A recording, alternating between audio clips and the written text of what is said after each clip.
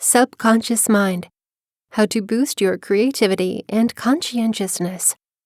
Written by Emily Wilds. Narrated by Sarah Owens. Chapter 1. Subconscious Fear: Direct Exposure Helps in Reducing Phobias. The American Psychiatric Association approximates that around 1 in 10 people in the United States experience some type of phobia. Around 40% of phobias belong to beings such as spiders, snakes, rats, lizards, bats, and so on. If you are amongst the millions of people who are spider-phobic or arachnophobic, or have an irregular fear of other vermin, there is good news. A recent study offers a possibly advanced treatment alternative for anybody struggling with an irregular fear of spiders or other phobias. For arachnophobes, the researchers found that subconscious exposure to a spider image, such as the tarantula above, for a millisecond, with no mindful awareness of viewing the image, was more efficient at reducing a worry of spiders than longer, conscious exposure. The February 2017 findings were released in the diary Human Brain Mapping. Although phobias are typically considered to be an illogical fear, the majority of the stimuli that active phobic reactions have deep roots in our evolutionary biology that stem from justifiably hardwired fear of anything that could have threatened our individual or collective survival as a species. Interestingly, humans are born with a host of natural fears that become part of our neurobiology from birth, but reside below the threshold of mindful awareness. Human beings respond to any fearful stimuli via an interplay between subcortical, non-thinking brain areas and cerebral or thinking cortical brain areas, like the frontal cortex. For decades, I have been looking into the hypothesis that implied learning and fear-based conditioning or avoidance behaviors are driven by subcortical brain areas seated below the mindful consciousness of the cortical regions in the cerebral cortex. The most recent research on backward masking adds valuable insights to this hypothesis.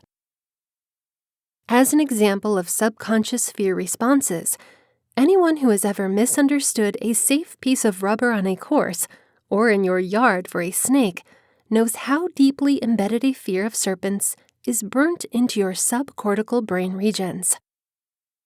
That primal subcortical fear of serpents is the reason that your body will instantly jump away at the sight of a harmless garden hose pipe in the yard before your mindful mind and cortical brain regions have some time to rationalize or understand that the garden hose positions no danger. For the new research study on arachnophobia, a group of researchers consisting of Bradley Peterson, director of the Institute for the Developing Mind at Kids Medical Facility in Los Angeles, and Paul Siegel, associate professor of psychology at Purchase College of the State University of New York, used fMRI brain imaging and a strategy called backwards masking to determine brain areas involved in conscious and subconscious fear processing. Very short direct exposure to possibly phobic stimuli, followed by longer direct exposure to a non-threatening or masking image that sidetracks from cognitive consciousness of the threatening image, is called backward masking. To test neural activity through extremely quick subconscious versus longer conscious exposure to phobic stimuli, the scientists hired a group of 21 spider-phobic research study participants and a friend of 21 people who weren't afraid of spiders. All 42 participants were exposed to 3 conditions. 1. Very brief exposure, or VBE, to masked pictures of spiders, seriously minimal awareness. 2. Obviously visible direct exposure, or CVE, to spider images, full awareness. And 3. Masked images of flowers, or control.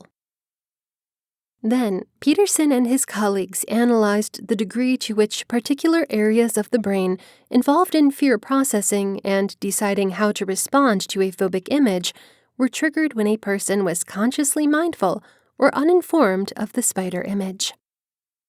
Surprisingly, they found out that even though non-conscious consciousness didn't register in a way that could be evoked or was cognizant, this kind of exposure triggered subliminal fear responses to increase. Surprisingly, the amygdala, which is widely considered the hub of fear responses and processing, wasn't the focus of this study.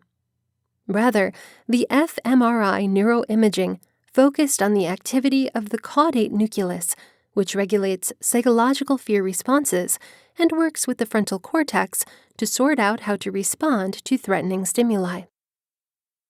As you can see by this colorful fMRI image, both the caudate and frontal cortex lit up more substantially throughout subconscious exposure to phobic pictures when somebody was uninformed of a spider image. Subcortical structures are taking spotlight in the early 21st century. The caudate nucleus is a small subcortical brain structure in the dorsal striatum, which is housed in the basal ganglia. In recent years, there has been growing interest among neuroscientists to determine how subcortical non-thinking areas like the basal ganglia, brainstem, and cerebellum, Latin for little brain, communicate with cortical thinking brain regions, such as the frontal cortex, which is housed in the cerebrum, Latin for brain.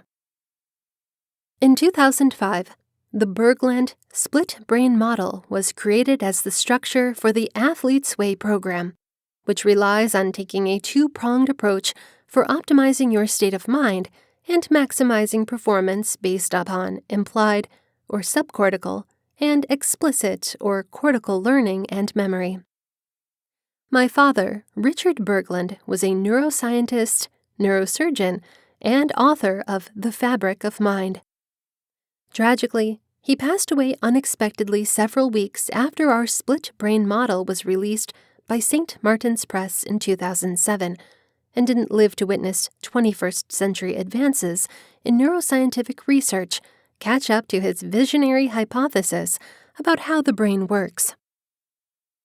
In the late 20th century, my father had an aha moment when he realized that the dynamic interplay between subcortical and cortical brain regions needed to be put in the spotlight. The Athlete's Way became a car for my father and me to provide potentially extreme neuroscientific ideas to a basic audience that were too iconoclastic at the time to be released in peer-reviewed journals. The Bergland split brain model describes cortical regions as upbrain and uses the terms downbrain to specify subcortical areas. Upbrain, downbrain is a direct and sound reaction to the commonly but deeply flawed left brain, right brain didactic model, as I define on 25 of the Athlete's Way. The significant divide in the brain isn't from east to west or from right to left. Instead, it is from north to south. The downbrain is our psychological and instinctive center and might even hold our personal and shared unconscious mind. It stores all evolutionary, long-lasting memories, an old primal defense mechanism. Chapter 2. Interest, Curiosity, and Conscientiousness. It's easy to become bored, discontent, and indifferent when your everyday routine develops into a rut. Recent mental studies have verified that staying curious is not only the key to maintaining a sense of wonder and gratitude for life, it is the key to your success. Staying conscientious is similarly important. Truth be told, the combined personality types of being curious and conscientious were found to be more important than intelligence in predicting success. Psychological scientists have started looking at aspects other than intelligence that make some students do better than others. A current study published in Perspectives in Mental Science found that interest and conscientiousness are predictive of long-term scholastic and professional efficiency. Being curious is now actually believed to be as important as high IQ or test scores in figuring out how well students do in school and in the job market. Conscientiousness is a personality type directly linked to success but has various analyses. The two most basic definitions of conscientiousness are 1. Extensive and diligent in performing a task. 2. Governed by or done according to someone's sense of right or wrong. People who score high up on this characteristic tend to do well in school, in life, and professionally. It's not a big surprise if you think of it, that hard work, conscientiousness, would be a predictor of academic efficiency, says Sophie van Strum, one of the authors of this study. Curiosity is essentially a cravings for expedition, van Stam says. If you're intellectually curious, you'll go home, you'll read the books. If you're perceptually curious, you may go traveling to foreign countries and try different foods. Both of these, she has discovered, could help people do better in school and the job market. Van Stam wasn't shocked that interest was so essential. I'm a strong believer in the significance of a starving mind for achievement, so I was just glad to finally have a very good piece of proof, she says.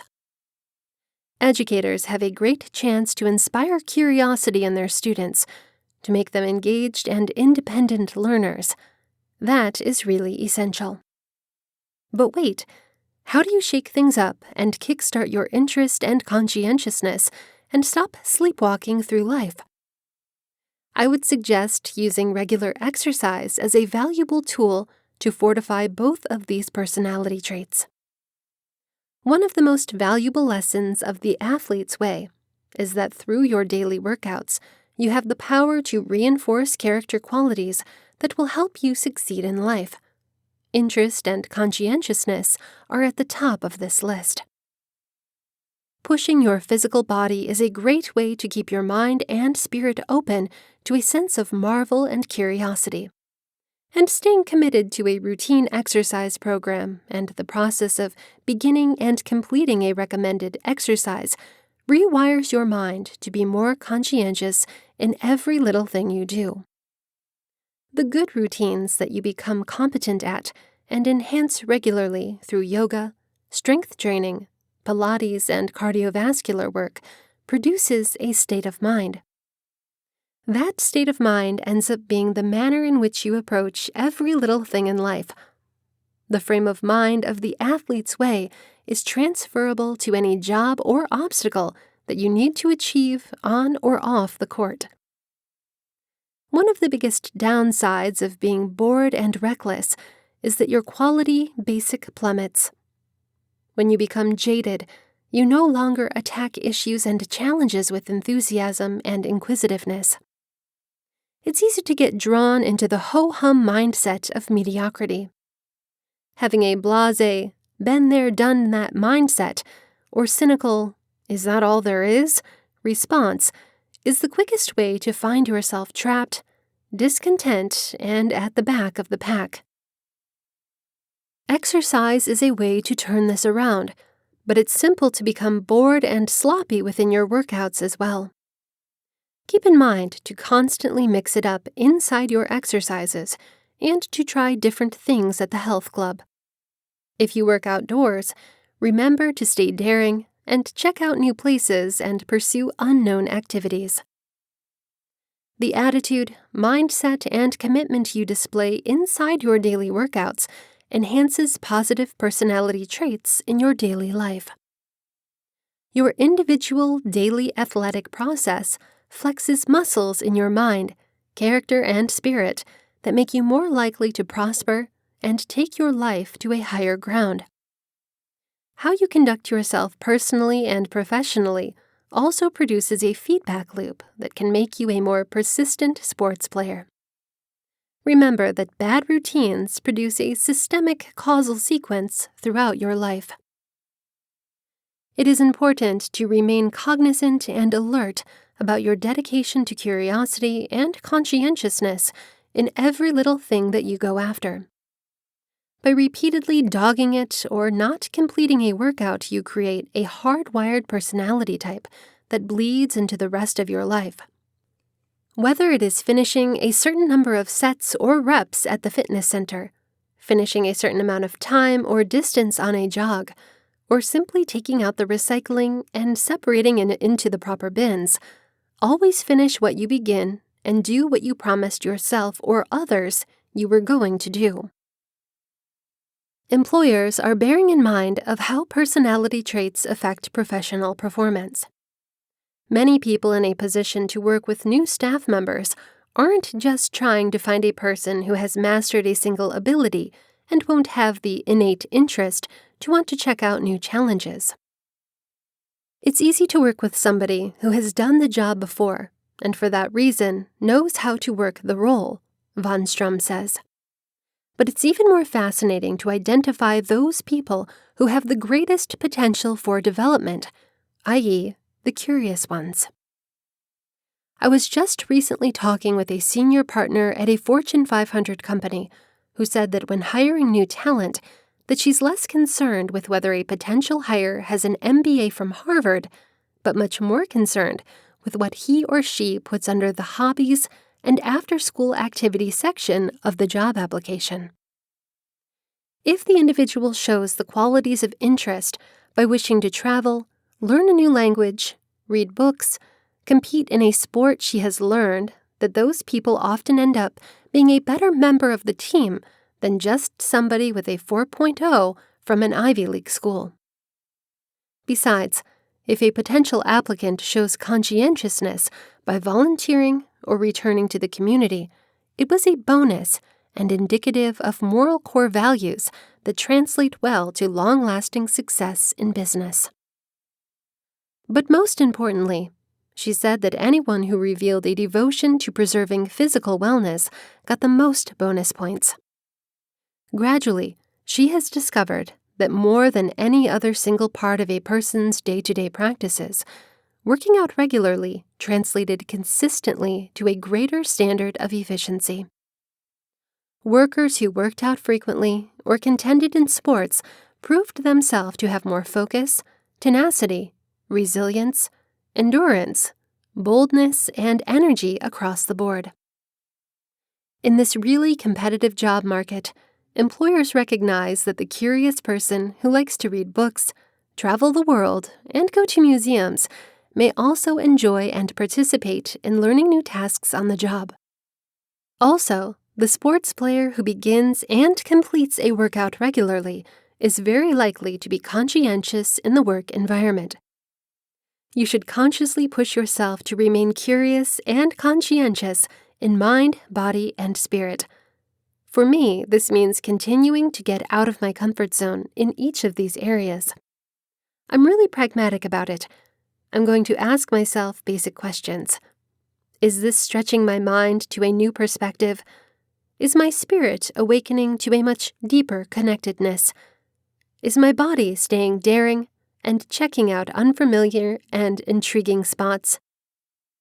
In this digital age, with so much info overload and mindless nonsense, it is more vital than ever that each of us makes a concerted effort to stay curious and conscientious with our minds, bodies, and spirits.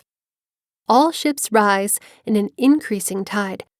The more people we have working out regularly across the country, the more powerful and more productive we will be as individuals and as a cumulative.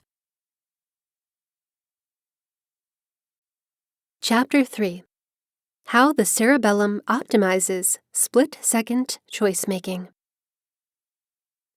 When a baseball player is pretty much up to bat and needs to make a split-second choice about whether to swing or not to swing at an unforeseeable curveball, there isn't enough time for intellectual or cerebral decision-making. Therefore, professional ball players unintentionally train their little brain to immediately make go or no-go choices through a ton of practice, which encodes trial and error associative learning. In everyday life and on the playing field, mastering a vast array of unconscious, automatic skills, that is, touch typing without taking a look at the keyboard, driving a standard transmission, or riding a bicycle, serving an ace, counts on cerebral prowess. On and off the court, implicit learning is key to keeping away from the traps of paralysis by analysis, brought on by too much cerebral thinking. How does the little brain make split-second choices without overthinking? A new research study in mice has identified how a previously under-investigated molecular layer of interneurons, MLIs, in the cerebellum helps with split-second go, no-go choices. This paper was published on August 31st in Nature Communications. In a series of elaborate experiments, scientists at the University of Colorado School of Medicine used 2-photon microscopy to make a record of cerebellar MRI neural activity as mice made reward-associated go, no-go choices. We wanted to know how this kind of choice-making occurs, senior author Diego Restrepo, professor of cell and growth biology at CU Medication, said in a press release. How, for instance, do you choose to swing or not swing at a fastball in baseball? We found a whole subset of cerebellar brain cells that change after learning.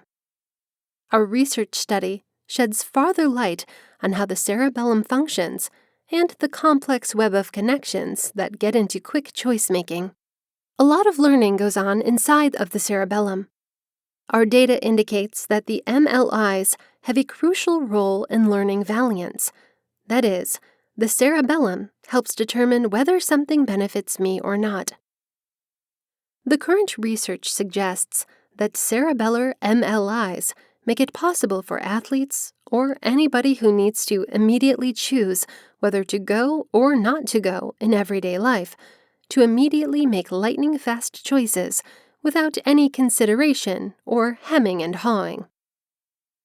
Since the 1960s, neuroscientists that have known that the cerebellum coordinates fine-tuned, fluid muscle movements and that the cerebellar Purkinje cells hold muscle memory. In 2005, when I wrote The Athlete's Way, I put the cerebellum and cerebellar functions in the spotlight as the key to playing sports intuitively, without overthinking or choking under pressure. That said, previously, the nitty-gritty specifics of how the cerebellum encodes go and no-go associative learning has been enigmatic. While neuroscientists comprehended that the cerebellum plays an important role in the sensoromotor and associative learning, the specific role of cerebellar MLIs in this process has gone under the radar. The latest go, no-go research study in mice shows that the cerebellar MLI neurons collaborate both mental decision-making and physical movements associated with choosing whether to go or not to go. Surprisingly, when Ma et al. Used a chemogenic representative to hinder MLI activity, the mice ended up being extremely indecisive and went to pieces when it came time to make split-second go, no-go decisions. Till the late 1990s, Shaman, 1998, most neuroscientists erroneously considered the cerebellum to be non-thinking, motor function-only part of the brain that was key to automatically tweaking coordination and fluid movements, but little else. Because researchers have only been actively studying non-motor cerebellar functions for about 20 years, the cerebellum's role in decision-making and other cognitive functions remains strange and not well understood. The current research study of cerebellar MLIs in go-no-go decision-making jobs brings us one step closer to better comprehending the typically neglected role the cerebellum plays in non-motor functions connected to cognition. Chapter 4. Is conscientiousness compatible with creative skill? When it comes to achievement, conscientiousness is a good thing. All else being equal, the person who has tenacity, perseverance, endurance, and grit will be more effective than the individual who is slothful and unmotivated to do anything. Over 25 years of research supports this common-sense view. Conscientiousness is the most constant and best predictor of both job and scholastic performance.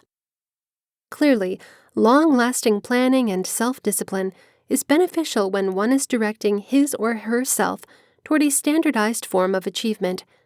However, what about creative achievement, where the goal is often never really known ahead of time, and one must continuously fight the status quo and deviate from the standard course to develop something new, maybe even advanced? Thomas Chamorro Pamuzak learned that creative capability was a better predictor of an original final year dissertation than conscientiousness, although more standard, distinct projects, such as written assessments and constant assessment, that is, class participation, attendance, and tasks, were better anticipated by conscientiousness. Additionally, they found out that creative people reported a choice for creative instead of traditional forms of assessment. Actually, creative people least preferred multiple-choice exams, timed written assessments, and constant evaluation, when these forms of assessment formed the biggest contribution to their GPA. Other scientists have found interesting interactions between conscientiousness and creativity. Laura King and her colleagues found an interaction between creativeness and conscientiousness, such that for those individuals with low creative capability, higher conscientiousness was related to more creative accomplishments, although for those individuals with high creative ability, conscientiousness was negatively related to creative achievements. They suggest there may be two different paths to creative accomplishments. One method in which to produce creatively is through high openness and high creative capability, as most conceptualizations of the creative personality would suggest. However, it is possible for someone that lacks creative ability to produce creatively through high conscientiousness. Like prior research studies, they found no direct relationship between conscientiousness and employee creative skill, as gauged by supervisors among workers. Nonetheless, for employees high in conscientiousness, creativeness was lower if they were closely kept an eye on and working in an environment where A. colleagues were not useful, B. coworkers provided them with incorrect information, or C. coworkers contributed to an overall negative work situation. In contrast, workers low in conscientiousness showed the lowest levels of creativity when they were carefully monitored regardless of the environment. Veena Prabhu and her associates have realized that motivation orientation also plays a vital role. While they also found out that determination wasn't directly related to creative skill, when people were inherently determined, inspired to accomplish for the intrinsic joy and satisfaction of doing so, determination was favorably related to creativity, whereas when people were inspired to accomplish for extrinsic benefits, or in other words, a good job or money, conscientiousness was adversely associated with creative skill. These research studies are interesting, but measure conscientiousness as a broad, steady personality type. Just recently, though, there's an emerging agreement that conscientiousness is not just one characteristic, but it consisted of two related but separable aspects. Industriousness and achievement and dependability and orderliness. Though both aspects have to do with striving, the reasons for participating in the work could differ. Henry Moon suggests that the achievement element of conscientiousness has a self-focus, while the dependability part has an other focus.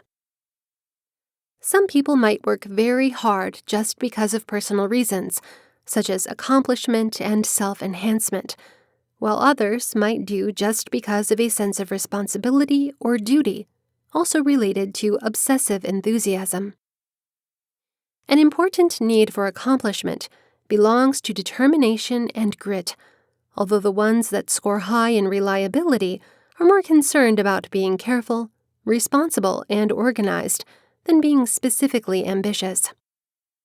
Because of this, according to the latest thinking, grit is only a subset of conscientiousness, but isn't all there is to conscientiousness.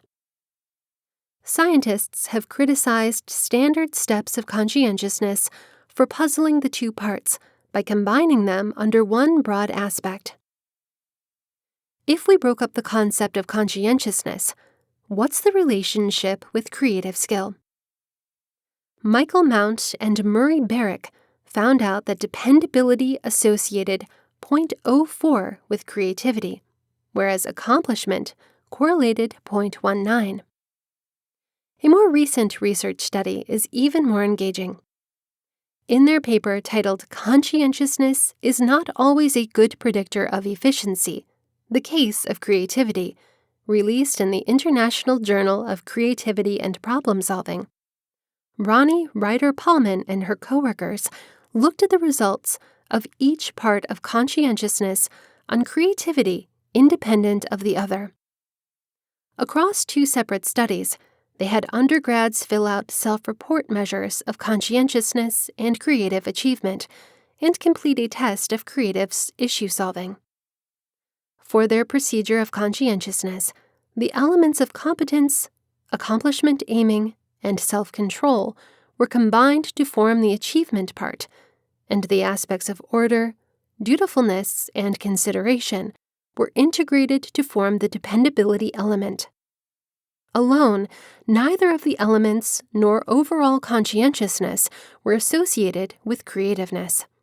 Yet, once they got rid of the typical element across the two elements, a personality to work hard, they found out that those scoring higher on the accomplishment component tended to be more creative, though those scoring higher on the reliability component tended to be less creative. The researchers conclude that the application of the more comprehensive aspect of conscientiousness to predict creativeness provides a limited and misleading picture. The results of this research study, because of this, offer support to the recommendation that the full factor of conscientiousness should not be used as a predictor when creative skill is an important element of that performance. Why are higher levels of creativity associated with disobedience and disorderliness? I can think of some possibilities. Perhaps those who can deal with chaos also have a high tolerance for uncertainty, a trait also connected with creativeness. Another possibility is those with less tolerance for orderliness might also have less tolerance for rules in general, and by breaking guidelines, they have the tendency to be more creative.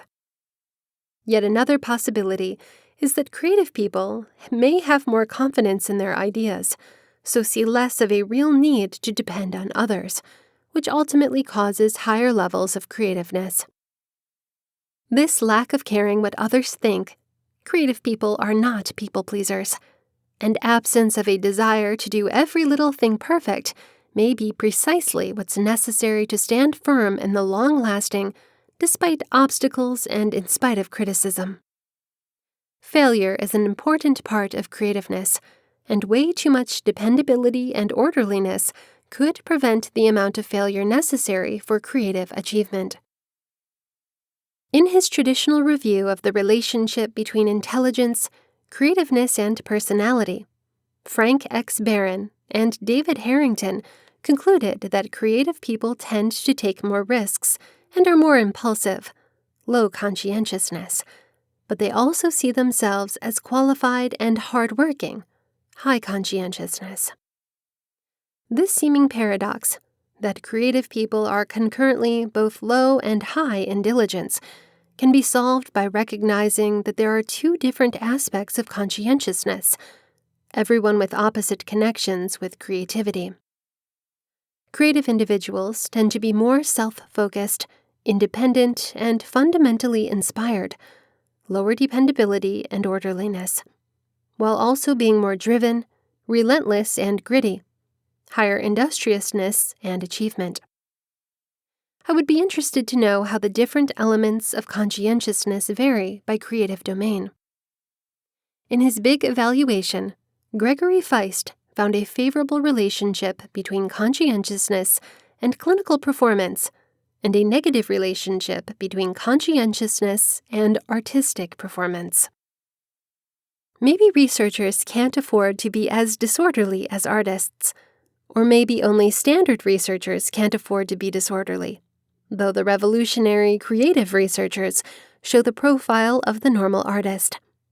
A lot of appealing possibilities for future research. Chapter 5. The whites of your eyes communicate subconscious truths.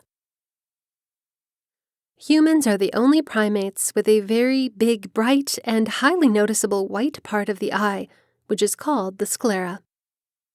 Why did people progress to have more noticeable eye whites? A recent research study has discovered that our eye whites communicate crucial social cues that are key to our bonding and survival at a conscious and subconscious level. The October 2014 research study, Unconscious Discrimination of Social Cues from Eye Whites in Infants, was released in the online diary Procedures of the National Academy of Sciences. When you first think of how the whites of your eyes communicate subconscious realities, what comes to mind?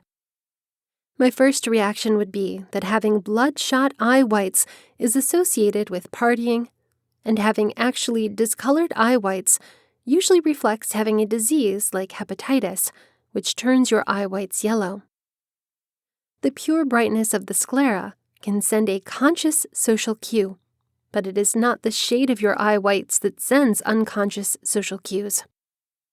Your subconscious mind detects the movements of the eyes and the timing of how much your eye whites are exposed in different quadrants of the eye socket from millisecond to millisecond.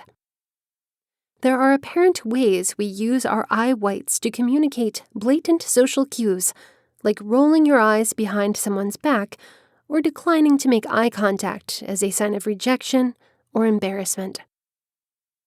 When was the last time you remember making an outright eye gesture as a social hint? The visibility and whiteness of our sclera makes Homo sapiens special. As a branch of the primates, contemporary Homo sapiens may have many unique characterizations that set us apart from other members of the hominin clade of primates. Our more complex brains, set-up posture, bipedal mobility, ability to make and use tools with manual dexterity, and our tendency for bigger societies are commonly referred to as attributes that set us apart from other great apes. Based on new research, we can add the human sclera to this list. The highly visible sclera of the human eye makes it simpler for us to see where another person is looking and to engage in nonverbal communication. Purposefully or not, we also use our eye whites to flirt, neglect, and let others know what we're thinking, both purposefully and subconsciously. The amount of sclera proving and how it's moving suggests a wide variety of emotions, mindsets, and conveys social cues. Wide open eyes, in which you see a lot of white, suggests fear or surprise. A thinner slit of exposed eye whites, such as when smiling, reveals joy or delight and is translated as such. A prevented look, and also direct eye contact, can mean a wide range of things, depending on the scenario. The amount of eye white, the angle and the directional speed of rapid eye movement sleep plays a huge role in human interactions. The October 2014 University of Virginia and Max Planck Institute research study discovered that the ability to react to eye cues normally begins to develop during infancy around the age of 7 months. In a news release, Tobias Grossman, a University of Virginia developmental psychologist and one of the research study's authors, said, "Our research study provides developing evidence for the concept that human beings have particular brain procedures that enable them to immediately respond to eye hints. That demonstrates that, like adults, infants are sensitive to eye expressions of fear and direction of focus, and that these reactions operate without mindful awareness." The researchers realized that the infants' brains reacted in a different way depending on the expression suggested by the eyes they were seeing. The infants only saw the eye pictures for about 50 milliseconds, which is actually much less time than needed for an infant of this age to interpret the social hints communicated by the sclera. Grossman concluded, "Their brains plainly reacted to social hints conveyed through the eyes, suggesting that even without conscious awareness, human babies have the ability to identify subtle social hints."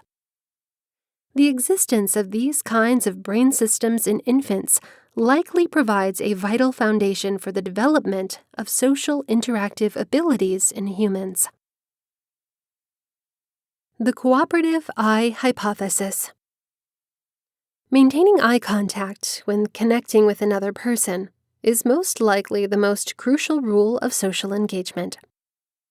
Eye contact permits you to see right into the window of another individual's soul to some degree, and it creates trust. We usually develop a mindful narrative based on the subconscious social cues that our mind is getting by reading the saccadic rhythms, rapid eye movements, and the amount and angle of sclera exposed when interacting non-verbally with one another. The cooperative eye hypothesis suggests that the eye's distinct visible qualities evolved to make it much easier for people to follow another's gaze while interacting on tasks.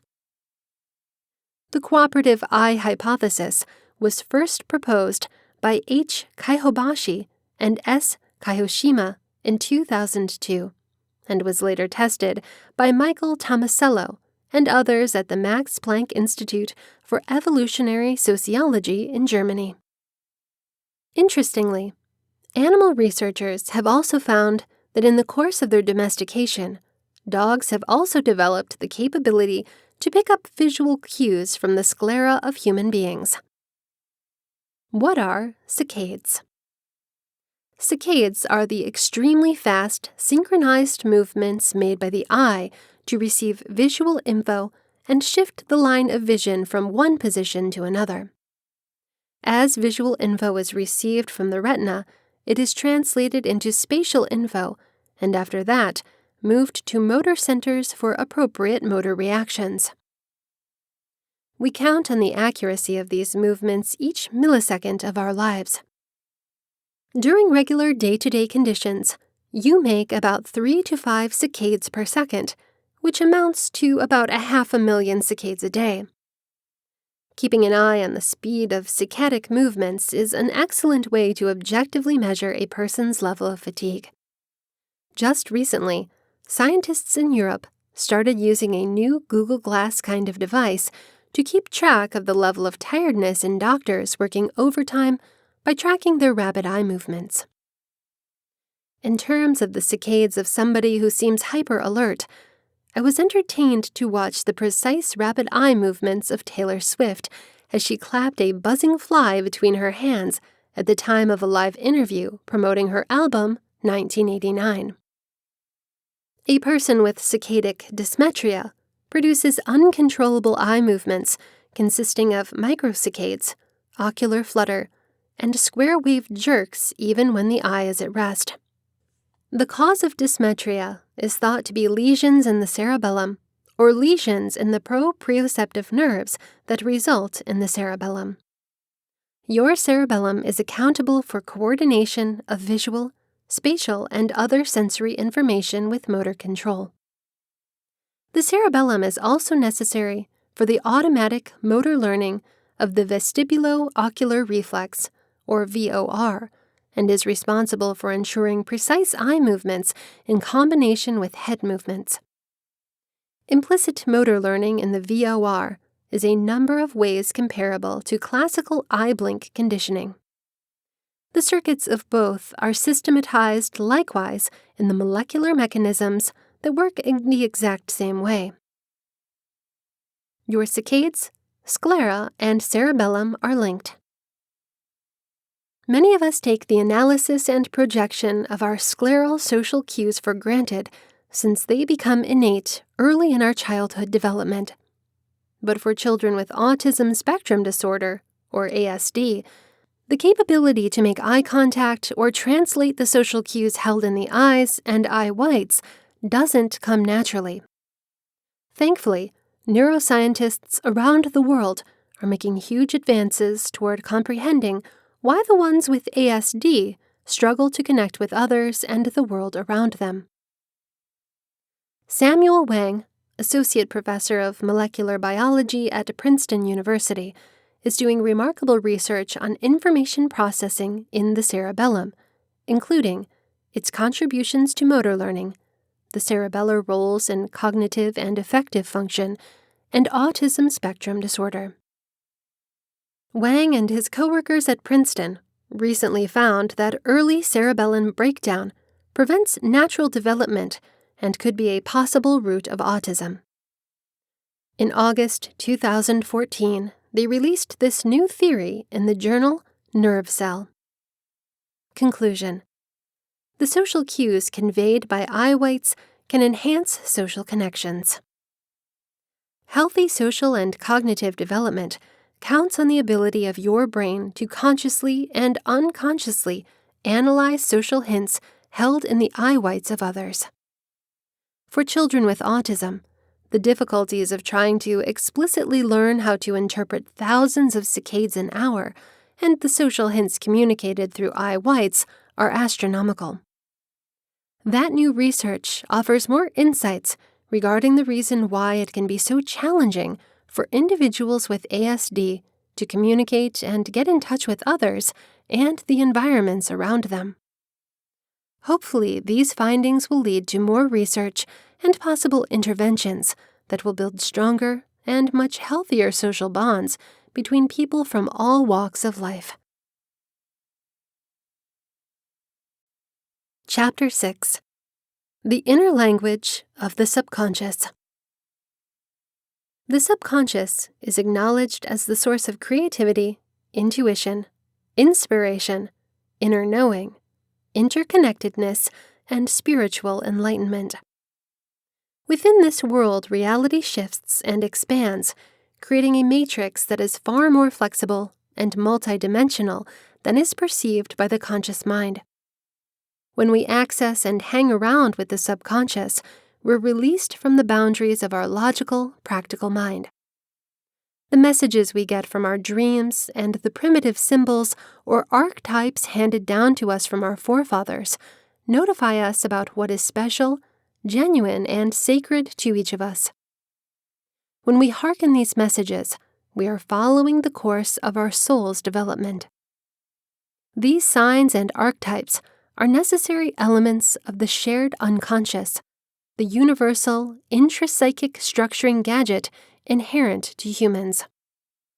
It is though the necessary acquired information, learned by generations past, is provided to us as a faster way to our own development. Once something is learned in the development of human consciousness, it is not necessary to learn it again. It's intrinsic, forever after, with what it means to be human. The eternal vocabulary of the collective unconscious lives within us, always at our set to offer tips and clues and tips and solutions. Learning how to access the subconscious and to totally utilize its gifts can help us to see in a new way. Beyond our conscious mind and normal senses, the veil is lifted, exposing a world of unrestricted possibilities. What is so poignant here? That words are unneeded to communicate or convey a message. The symbol, the representational picture or image, conveys the complete idea, principle, or ideal without the application of words to specify it. The proverbial, "An image is worth 1,000 words." This idea is greatly effective, for the way we talk to ourselves, our inner language, the way we know who we are, doesn't come from words, but rather from the timeless source within that recognizes who we are. A quick tutorial, if you don't know this already. The left hemisphere of the brain manages the majority of the neuromuscular and motor functioning on the right side. The right hemisphere manages the left side. But there is a substantial difference regarding the quality and character of each of the hemispheres' activity. The left hemisphere is mostly included with logical, analytical thinking, as in verbal and math functions, while the right hemisphere is largely responsible for orientation in space, body image, recognition of faces, and creative efforts. The right side of the body, or body-mind as psychologist and author Ken Deichwald describes it in his book of the same title, is identified with the manly, and characteristics related to it are assertiveness, aggressiveness, and authoritarianism. The left side is considered feminine, and qualities related to it are emotionality, passivity, imagination, and holistic expression. A current rude theory proposes that a holistic, simultaneous, artificial, and concrete view of the world are necessary characteristics of a feminine outlook. Linear, sequential, reductionist, and abstract thinking defines the manly. Every person has the full capability for both of these sets. Preferably, there should exist side by side equally, with neither more vital nor predominant than the other. Leonard Schlein, in The Alphabet versus the Goddess, presents compelling proof to suggest that the advent of the written word, and after that the alphabet, shifted the frame of mind of civilizations that were newly literate. Word and image are complementary opposites. That is, they are meant to exist together on equal footing. However, while pre-literate civilizations exalted all things feminine, the shift toward the written word preferred the manly, and patriarchy rose and ultimately dominated. While this notion is rather excellent and could clarify rather a lot about how things got to be the way they are, that is not the point. What is much more important is the idea that the subconscious makes use of symbolism and imagery to express itself, and the devaluing of the image in favor of the word may have done more damage to the way we think as a collective humanity. This could explain the decrease of holistic expression so related to the right brain. It has been suggested that television, movie, and the web might be reintroducing the pictures that account for an increased consciousness and expression of holism. We can only hope that holds true. The point of this is to start to think in a different way, to become conscious of the world as pictures and signs, their meaning to you, and how their presence affects you. Common symbols, institutional logo designs, highway signs, religious images, and so on, are plentiful in everyday life. See how much you might be taking them for granted. Just try putting aside the rational and useful for a while, and start to imagine or visualize without the application of words. Chapter 7. Subconscious or unconscious? It's similar to suppression versus repression, and this fairly subtle contrast is definitely worth broadening upon. When you reduce an impulse or desire, you're requiring it down, right below the level of awareness. But when you push what feels too endangering to admit into awareness even further down, eventually, it's no longer recognizable. And that's what repression is all about. It's an involuntary response, inasmuch as it represents a mental system of defense, and all such self-protective operations are instinctual, operate autonomously, and, for better or worse, compel your behavior. Additionally, they generally settle when you're still a child, with your mental capacity and judgment seriously minimal. Consider that human beings are innately configured for survival, or, more properly, anything that was perceived at a specific time as commensurate with survival. That is, rather on its own, your mind is managing to get rid of from awareness anything experienced as a mortal hazard, whether physical, psychological, or emotional. But eventually, this natural plan brings regrettable, later-day ramifications. Back then, lacking the resources to successfully handle, not to mention conquer a deeply felt threat, you felt overloaded, perhaps even paralyzed. Subsequently, your pre-programmed psyche-protective apparatus, such Freudian mental defenses as dissociation, denial, displacement, or projection, stepped in to reduce your excruciating distress. And yes, it must be added that all your defenses live in your unconscious mind, which is another way of saying they're psychologically repressed. So to better understand your unconscious mind, it is fundamental that you grasp that this is the part of your being that quelches exceptionally unpleasant memories, or hides them away from you. As one author puts it is that aspect of mind which includes socially unacceptable ideas, wishes and desires, traumatic memories and agonizing feelings that have been repressed. Again, in this regarded moment of crisis, you had not yet developed the capability to effectively handle what was felt as seriously threatening your welfare. In a paradoxical sense, any defenses your innate predispositions picked for you can easily be viewed as life-saving, because they enabled you to missing yourself from whatever you experienced as unsustainable. And what you couldn't handle could connect to something painful, shameful, fearful, or deeply conflictual.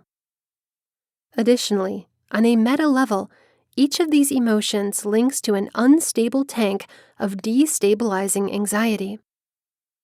However, the ramifications of such repression, however from a mental perspective, definitely necessary at the time, can later carry expensive expenses.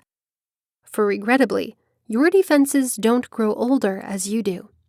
They remain fixed in time and space, and having their own will and energy so as to continue protecting you, they will relate to anything in the present reminiscent of an earlier disruption as a prompt to make you respond just as you did at, say, age 5. Further, distortedly seeing themselves as critical to your survival, these defenses actually stop you from ever overcoming what back then you could not possibly incorporate.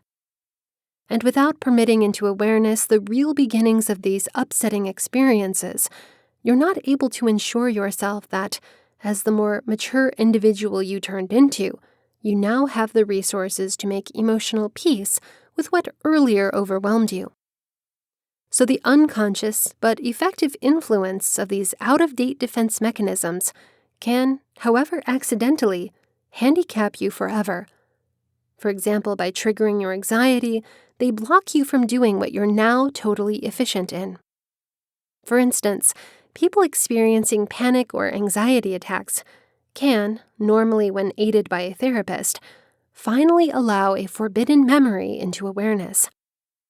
And when they make final peace with it, these extremely distressing attacks no longer have any felt reason for being, and so are reduced.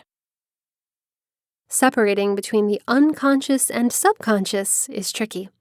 And in fact, it's been noted by several authors that in common parlance, they are employed interchangeably, and by many professional authors too. As in comparing that which is quelched versus repressed, it works to think of conscious awareness as comparable to the idea of an iceberg. It is above the water, so entirely visible. The unconscious and subconscious, while taken together, are far bigger than what the eye can see. Both exist beneath what's readily noticeable. Therefore, the only significant way they can be set apart is through comprehending their relative inaccessibility. Simply put, with some introspection, you can likely recognize from where your thinking, impulse, or motivation is unconsciously derived. But with that, what's unconscious to you, the most bottom part of the iceberg, it will be much more hard to determine the beginnings of present-day conduct that actually do not make much sense to you.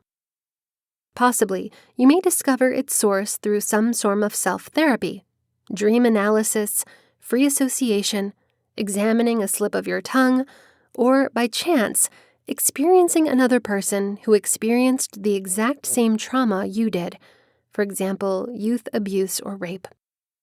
In a general sense, though, it's a lot more likely that you could effectively reveal its origins through the support of a mental health expert.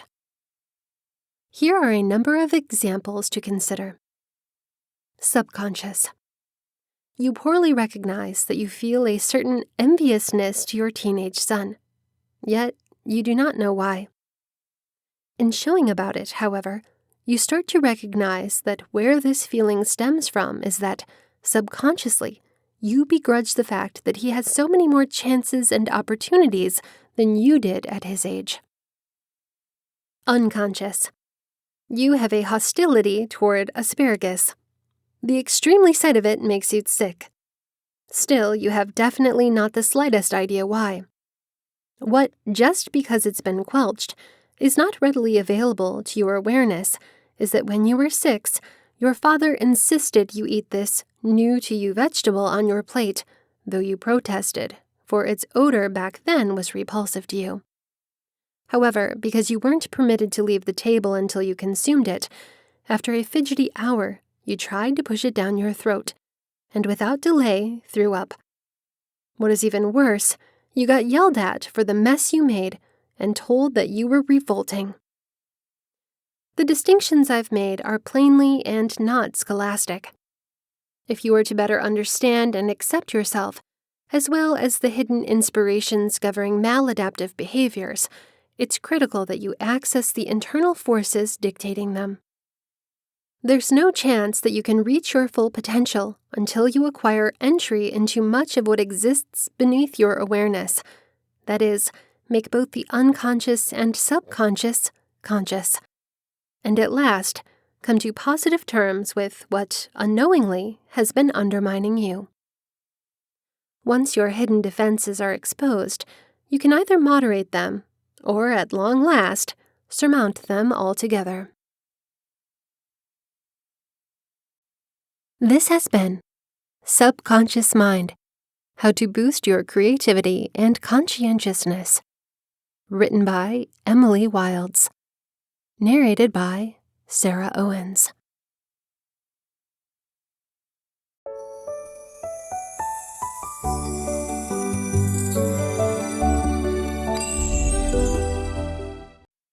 Subconscious Mind: The Remarkable Power of Creativity We Possess, by Emily Wilds, narrated by Sarah Owens.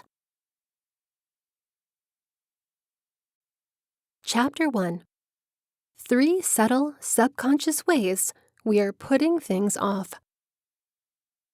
We know very well what common procrastination looks and feels like. We're on social media, checking emails for the 10th time in an hour, clipping our toenails, loading the dishwashing machine, reviewing the snack bar, dragging our feet in other outright ways, all rather than achieving the needed and important task at hand. Many of us view procrastination as a mindful, if not purposeful, process, an unconcealed self-control failure. George Lowenstein, a teacher of economics and psychology at Carnegie Mellon University, describes procrastinators as led astray by the visceral rewards of the present. Research validates that, in the moment, procrastinators tend to prefer satisfaction over progress. But according to one estimate, only 18% of procrastination could be credited to job aversiveness, that is just not wishing to do something. Therefore, many of us aren't postponing essential work simply because we don't feel like it, and yet procrastination pesters our workforce. If we do not mind doing fill in the blank, why don't we just do it? My research leads me to actually believe that we fall victim to a more sinister form of procrastination. We assume that we're being efficient. Now, we feel like we're doing the best we can. Looking back, we were preoccupied with the wrong thing, or needlessly held off the most vital point. If you feel like you are continuously busy, but getting nothing done, these 3 obscure but well-established techniques of procrastination could be the issue. 1. Blaming. Several research studies indicate that procrastination is significantly related to reliance on others. One way reliance manifests is blame. XYZ can't get done without my boss or coworker. I've done my job. I am waiting on others to do theirs. Procrastination is even related to passive aggressiveness and impatience. And once we recognize that there's no one's profession consists of a singular bottlenecked task, we see blaming others for what it is, a type of procrastination. Procrastination is also linked to self-blame and low self-esteem. Procrastinators have higher levels of self-depreciation and negative thoughts about themselves and others, contrasted with non-procrastinators. Counterintuitively, being hard on ourselves hinders both motivation and efficiency. In one research study, students who reported high levels of self-forgiveness for procrastinating on studying for an exam later procrastinated less on a second examination. On the contrary, test procrastinators who consented to declarations such as, "I dislike myself for putting things off," and "I criticize myself simply because of my propensity to postpone," showed no better behavior before the next test. This may be because the guilt produced by self-blame triggers farther procrastination, the scientists declare. Princeton's McGraw Center for Teaching and Learning recommends, just look at how you are thinking and speaking to yourself. Talk with yourself in ways that remind you of your goals and change old, counterproductive practices of self-talk. Rather than saying, "I wish I hadn't," say, "I will." 2. Refining. Contrary to popular ideas, perfectionism doesn't make us perform better. Rather, perfectionism is associated with binge eating, social disputes, and task avoidance. Additionally, perfectionism and procrastination together are related to worry and depression. Multiple research studies imply that perfectionistic procrastination may be rooted in fear of making errors.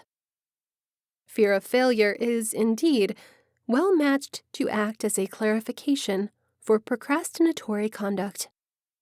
For instance, students who doubted their capability to prosper and viewed their mistakes as sign of failure were more likely to suffer from procrastination.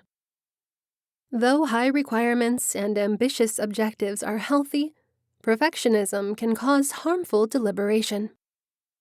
People who procrastinate on making decisions, for instance, seek more info about alternatives and often use narrower, more rigid, less rational requirements for their choices. As Winston Churchill said, the maxim, "Nothing avails but excellence," could be spelled paralysis. Productive people are satisfied with enough. Instead of berating yourself when you do not reach challenging goals, the Institute of Education Sciences suggests give yourself a break, learn how to be pleased with who you are, and learn how to enjoy the healthy pursuit of excellence. Or, as one resource put it simply, recognize that progress is better than excellence. 3. Waffling. In some cases, we postpone on making choices simply because we haven't answered the question, why? This fundamental oversight obscures our goals, confuses the jobs needed to make them happen, and stunts our progress. Commitment, on the contrary, focuses us to have understanding. When people commit to marriage, it's typically because they feel they completely know what and who they are getting themselves into, and can appropriately expect both the risks and rewards. By the same token, we can reduce our cold feet in other elements of our lives by understanding why we're doing something. If we don't know, we'll likely never get it done, and most likely should not do it anyhow. While half-heartedness is highly associated with procrastination, committed action is adversely associated with it. One study defines dedicated action as the flexible perseverance in actions that are connected to chosen values and goals, even in the incident of psychological obstacles, such as hard feelings, thoughts, and urges. Committed action, in different words, needs purposely connecting personal values to long and short-range objectives, and after that, following through despite discomfort. McGraw advises, follow through no matter what. By doing so, you will gradually rebuild trust in yourself that you'll truly do what you say you will, which so many procrastinators have lost. Progressing. Regretfully, these subtle procrastination practices can slip by for many years without our noticing. But there's an upside. Once we recognize them for what they are, subconscious techniques that derail our performance, we are released to return to our real work. The goal is to train our awareness and energy toward the things which we know that matter. And by the way, this solution does not just sound good. Research suggests that those that were more in touch with their future selves, both 2 months and 10 years later, reported less procrastination behaviors. When we define our values, commit to our objectives, take responsibility for our work, and make peace with our items, we can close down the sly ways we undermine our potential. Chapter 2. Your mind has remarkable powers.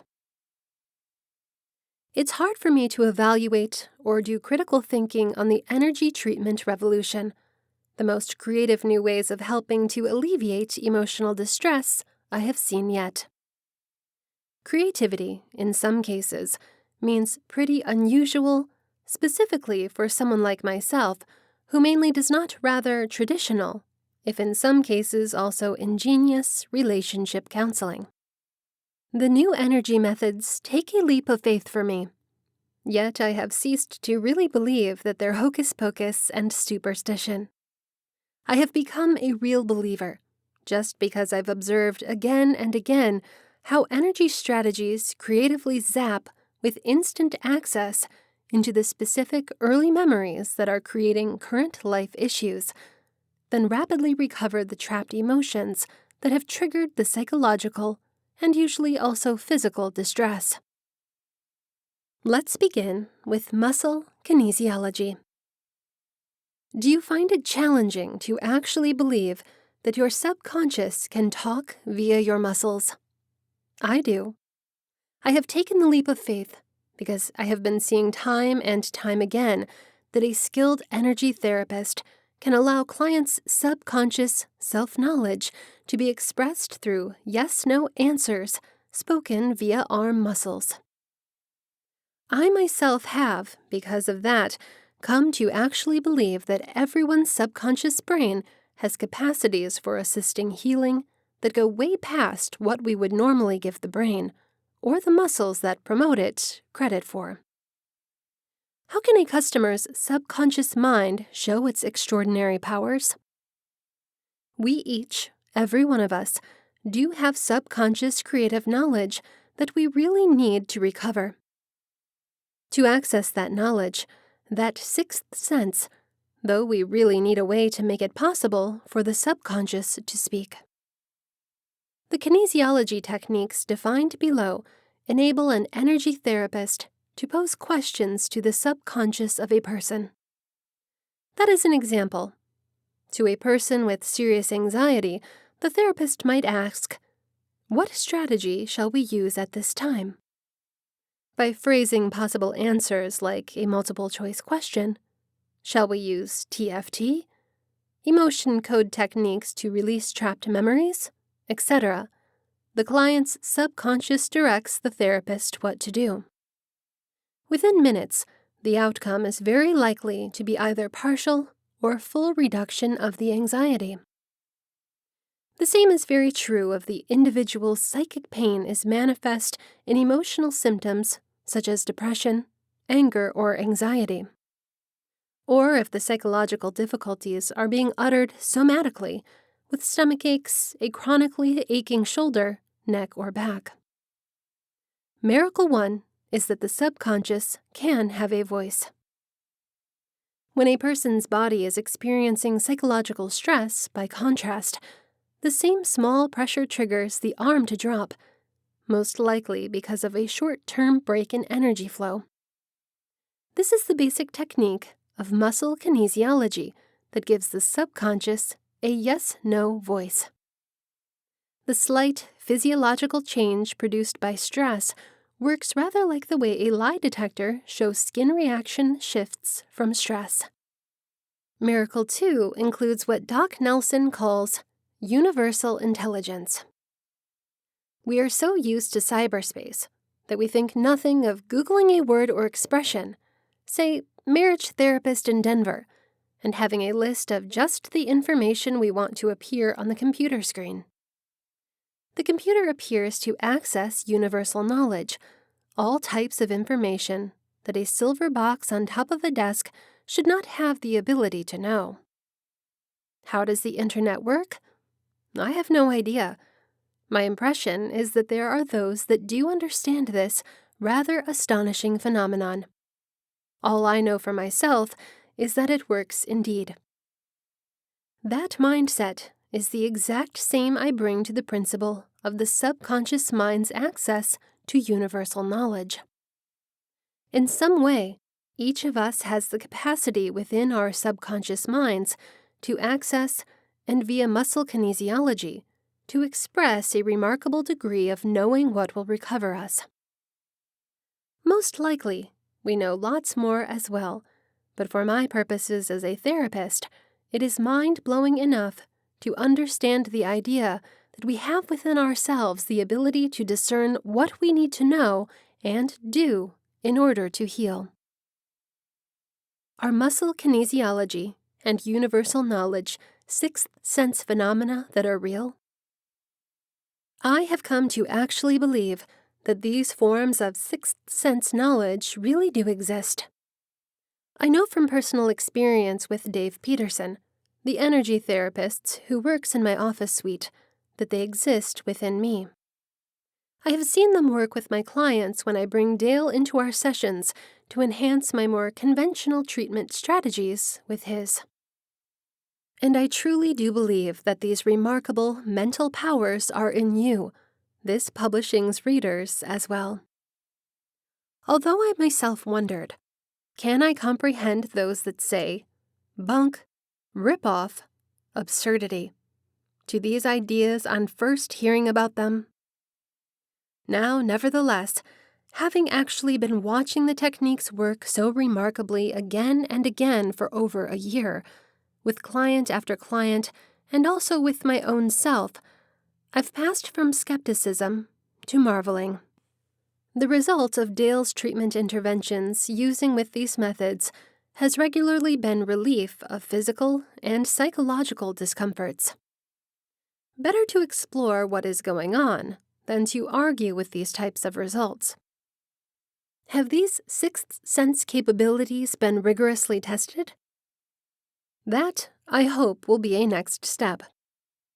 I would love to hear from academic psychologists or psychiatrists who might want to study these phenomena.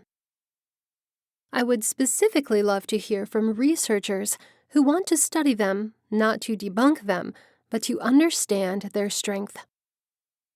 In the meantime, I rely on outcome efficiency information from clients.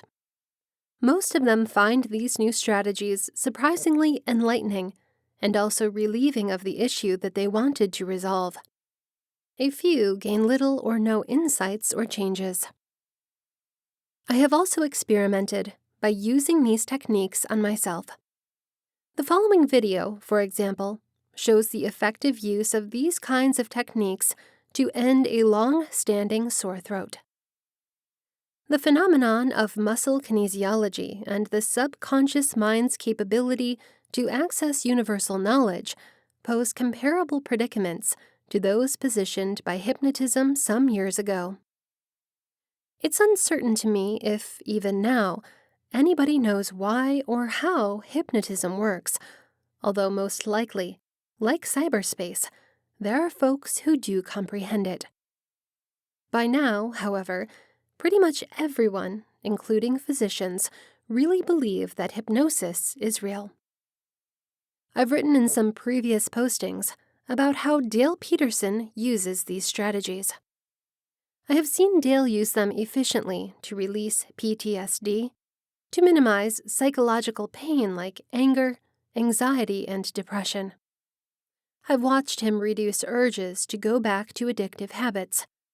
I have seen him use the strategies to flip to positive, crippling negative beliefs like, I am not lovable, or others who really love me leave me, or with athletes, I don't think I will be able to perform my best. Seeing is believing. I myself am an ingenious but still quite standard psychologist who focuses on marriage therapy. I have seen, however, that utilizing the innate, amazing healing abilities of the brain helps people to restore a sense of personal well-being much faster than any other treatment strategies I have seen. Chapter 3. Not all mind-wandering fuels creative thinking. There is growing evidence that enabling your mind to wander, daydream, or zone out helps with creative thinking, issue solving, and aha moments. Even so, researchers at Harvard University have recognized that not all mind roaming is created equal. In some situations, daydreaming might actually be counterproductive, or perhaps hazardous. For example, not paying attention in class at the time periods in which it is very important to fixate on explicit knowledge could lessen a student's taken-shape intelligence and cause a poor grade. In many occupations, spacing out on the job could lead to fatalities. Air traffic controllers or cosmetic surgeons could have undeviating laser-like focus. Previously, the majority of the research on mind wandering has run under the assumption that all mind roaming is unintentional. However, researchers at Harvard wanted to identify the differences and underlying reasons for deliberate versus unintended mind roaming. To determine the occurrence of different kinds of mind roaming, the researchers observed 113 university students as they finished sustained attention tasks that varied in trouble. Unclamping your prefrontal cortex permits your cerebral mind to roam.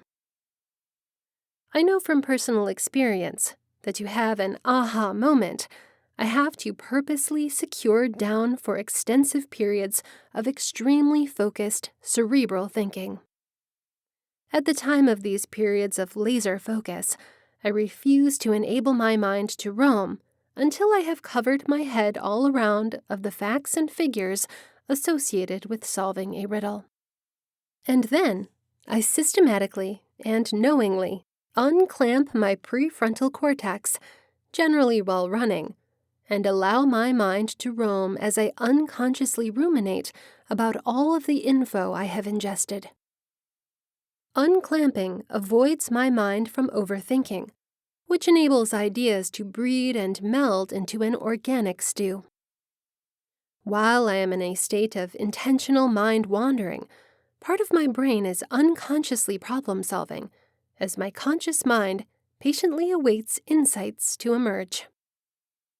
For me, the process of securing and unclamping my prefrontal cortex allows my mind to wander in ways in which helped me connect the dots of relatively unrelated ideas and can result in "Eureka! I found it!" breakthroughs.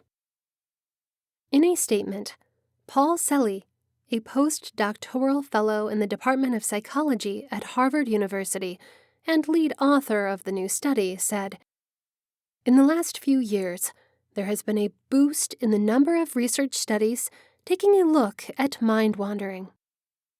The most common presumption has been that people's experiences of mind wandering exclusively reflect their attention unintentionally wandering away from a job.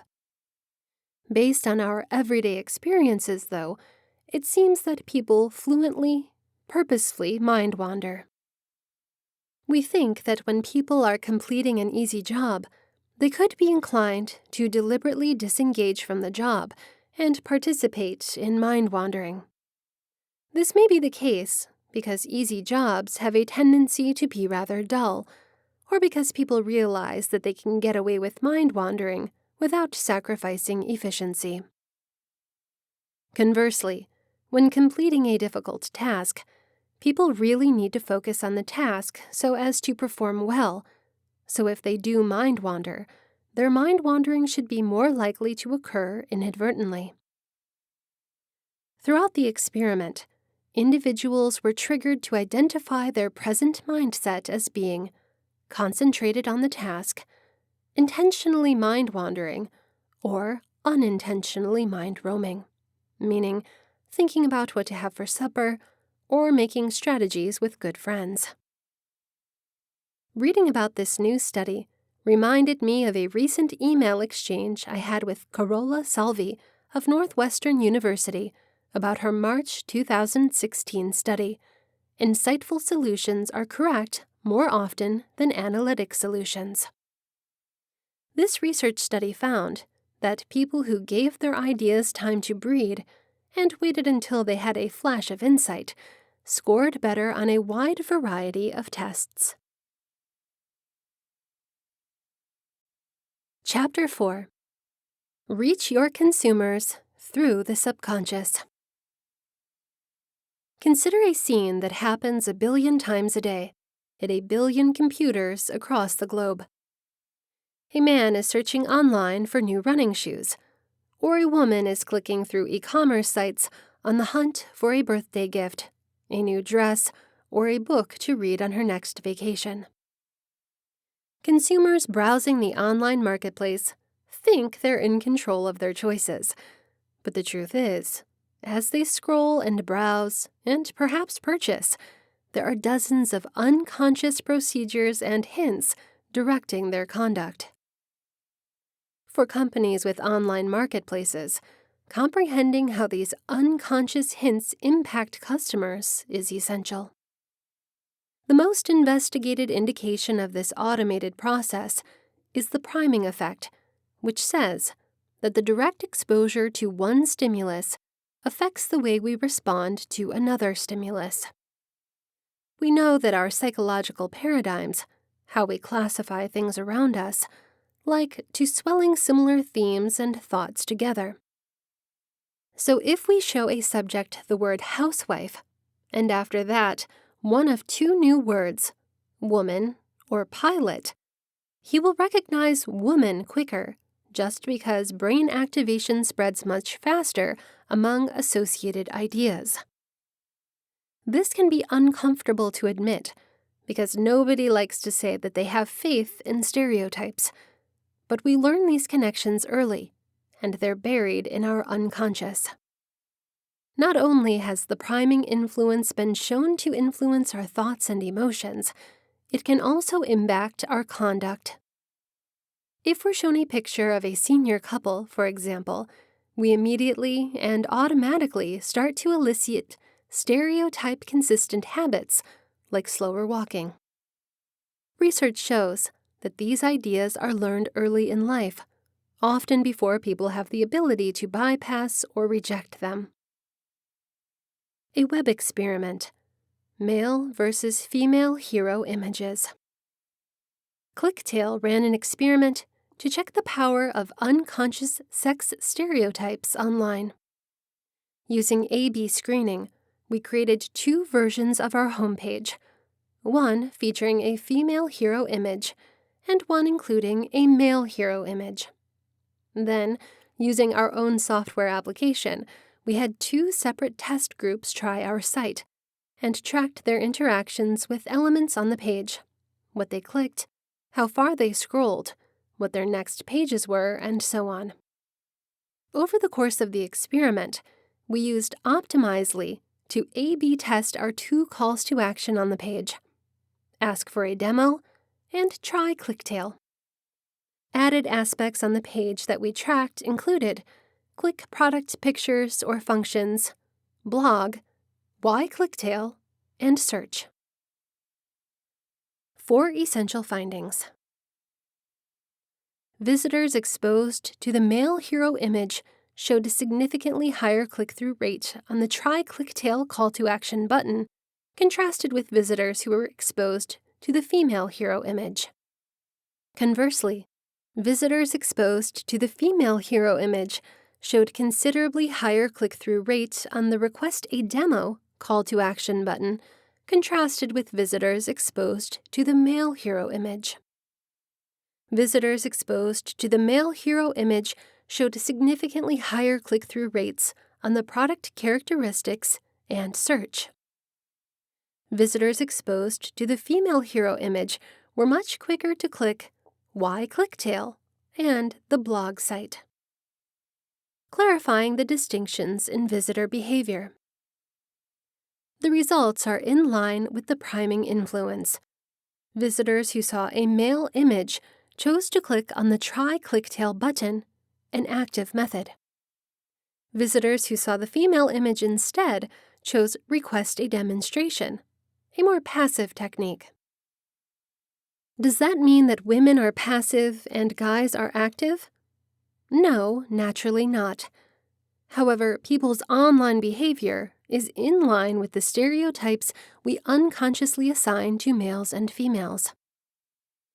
Visitors who were exposed to the male hero image also revealed significantly higher click-through rates on the item features and search buttons, showing an active goal-oriented method of exploring what ClickTale is. It also reflects a tendency to be active and in control of your interaction on the page. In comparison, visitors who were exposed to the female hero image were much quicker to click Why ClickTale and the blog site buttons, 2 parts of the site that symbolize more of a passive exploration. Clicking on aspects such as Why ClickTale or the company blog shows an indirect approach to getting more knowledge about the company. But the results can be misleading. Had we only checked how the pictures impact conversion, then we would have seen that the female hero images, not the male ones, result in higher conversion rates. However, by applying the psychological concept of the priming influence, I was able to comprehend that the reason for the behavior and understand why the male image caused a more direct and proactive technique to learning more about the company and acquiring the product. This provided a helpful takeaway that web designers and advertisers can learn from. When it comes to conduct online, it's not what meets the eye that always counts. It's what meets the brain, even before the eyes see it, before your conscious can even comprehend why you feel the way you feel. Understanding the impacts of the priming theory and how to use it is the secret to business gaining a competitive edge online. Chapter 5: Daily Escapes into Your Subconscious. All of us have fantasies, and we are all musing. Our civilization doesn't adequately encourage useful daydreaming or creative uses of dream and the material that fantasy produces. An important part of the daydreaming process is the ability to let go, to follow the currents of the imagination, and allow to show up whatever will emerge. When we are caught fantasizing at school, we were always slammed for not paying attention. Educators didn't explore the content of musings. However, the dreams we dreamt were usually quite pertinent to the lesson for the day. Our musings and our dreams include many secrets to our future life. On the creative side, spontaneous material that is germane to our existing relationships and projects typically appears to us as an idle daydream. By knowingly indulging in dreams, we can tap hidden resources and release material that might not be available to us in most social circumstances. Fantasizing and dreaming have a great advantage in that they are always personal activities. There is no chance that this personal privacy can be gotten into, short of mind reading. But fantasizing and fantasy aren't always an amusing escape. Fritz Perls, the formulator of Gestalt treatment, went over the usage of fantasy as the primary way to practice for our roles in future activities. This rehearsal can be used to keep away from real action and may produce devastating expectations, which can freeze our capability to truly be. The systematic use of fantasy in psychotherapy has been shown in the work of psychologist R. de Soile. De Soile used a series of visions that he felt helped to link the fantasy creator to their creative collective unconscious. The collective unconscious was postulated by C.G. Jung in his development of analytical psychology as a repository for universal signs, or archetypes, that all human beings might bring into play. De Soile gave his patients 6 different situations and asked them to act out these circumstances internally through their own fantasies. The series of musings included 1. The identification with the sexual sign, the sword for the male and the ball for the woman. 2. A journey to the bottom of the ocean. 3. A journey to the cave of the witch. 4. A journey to the cave of the wizard. 5. A journey to the cavern of the mythical beast. 6. The envisioning of the patient's own variation of the sleeping prettiness legend. Fantasies and visions have long been a rich source of material for stories and tales. Writers typically depend on their ability to daydream within a given, highly organized situation. In this way, a plot can be carried through an entire work of fiction. If you have kids and you read them stories, try making one up yourself. Apart from this, ask your children, or nieces, nephews, or good friends' kids, to tell you a story. That way, you will be able to see how in touch children are with their musings and dreams. Chapter 6: The Main Predispositions that Subconsciously Affect Our Thinking. How many guests do you think New York LaGuardia Airport served in 2015? Would you say the count is more or less than 10 million? Make your best guess, and I'm going to give you the answer at the end of this chapter. Biases are cognitive errors, defective thinking. When our thoughts are clouded by biases, we might leap to erroneous conclusions or make risky choices. Predispositions can end up being regular with time and can even be triggered by others who wish to manipulate our behavior. Through complacency, our biases return again and again, tainting our thoughts as we resolve problems and make choices. They are hard, but they are possible to root out. There are dozens of cognitive predispositions. Here are 6 that I find specifically troublesome, and all too typical. Fundamental attribution mistake. A presumption that negative conduct in others is triggered by some natural flaw, while concluding that similar behavior in oneself was caused by external situations. For instance, if a person backs out of a parking space and almost hits a pedestrian, I may conclude that the driver didn't look before backing out and is therefore careless.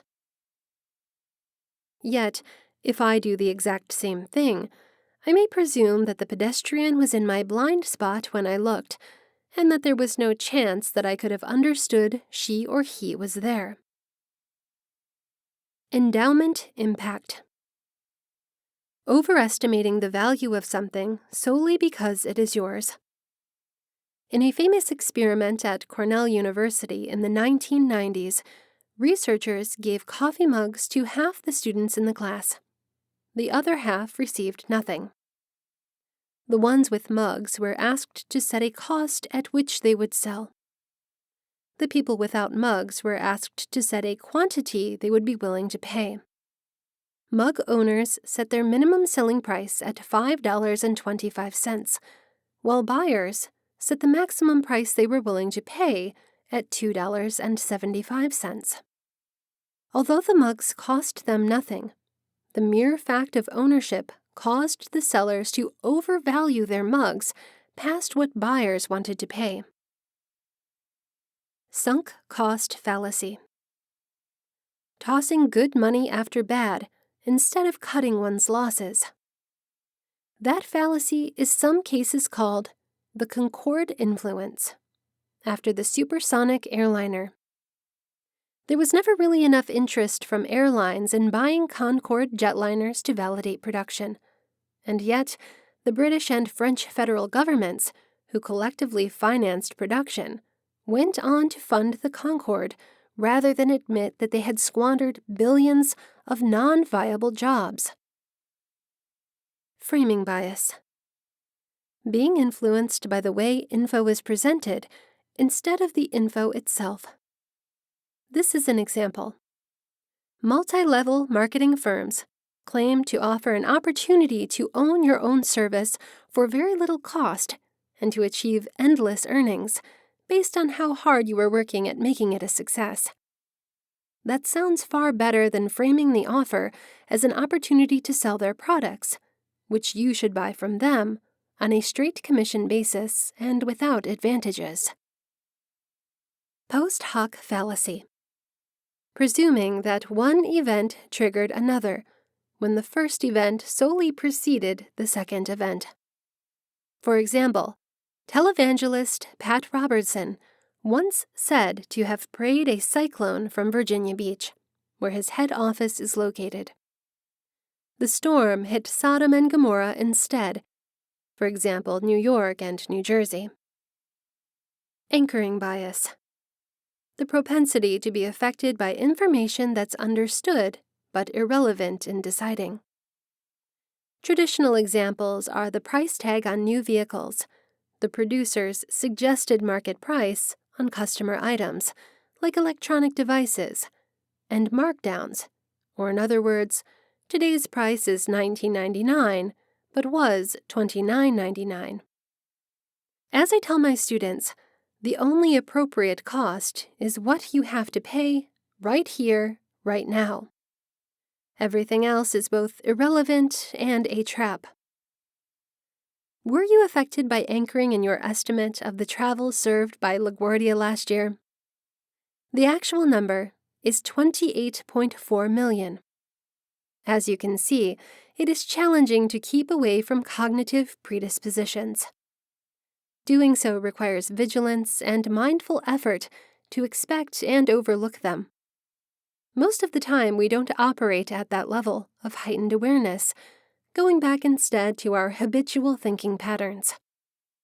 The more you practice, the more mindful you are going to end up being of external efforts to activate your biases, and the better you'll become at filtering predispositions out of your thinking. Chapter 7. How Creative Skill Increases. Earlier this week, scientists from New Zealand's University of Otago released discoveries suggesting that daily creativity produces an upward spiral of wellness and a course to flourishing. The November 2016 research appears in the Journal of Positive Psychology. Lead author Tamlin Connor learned that each day after somebody had participated in a creative activity the prior day, she or he felt a psychological boost that fueled more creativeness on the following day. That created a domino effect, which led to more creative output and an upward spiral of positive emotions that could be strung together for many days in a row once somebody was on a roll. The most typical examples of creativeness reported in the research study were creative writing, poetry, short fiction, making new dishes, painting, drawing and sketching, knitting and crochet, graphic and digital design, songwriting and musical efficiency. In their abstract, the scientists conclude, in a general sense, these findings support the emerging emphasis on everyday creative skill as a way of cultivating positive psychological performance. These discoveries open more complex and elusive questions such as, what is creativity? And how can somebody start his or her day-to-day creativeness? A computer system professional and linguist identify 14 building blocks of creative skill to answer the "what is creativity?" question and present empirical proof that unpacks the intricacies of the creative process in a way that translates into practical and actionable guidance. I tracked down a new research study from the University of Kent that was published on October 2016 in the diary PLOS 1. This meta-analysis unites a huge amount of data based on daily language used to specify creativity from 1950 to 2009 in thousands of short articles from almost 100 different scholastic publications.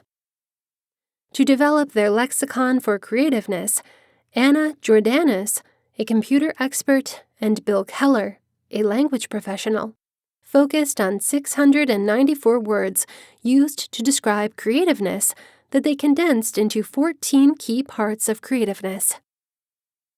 Settling on a singular definition of creativity is virtually impossible.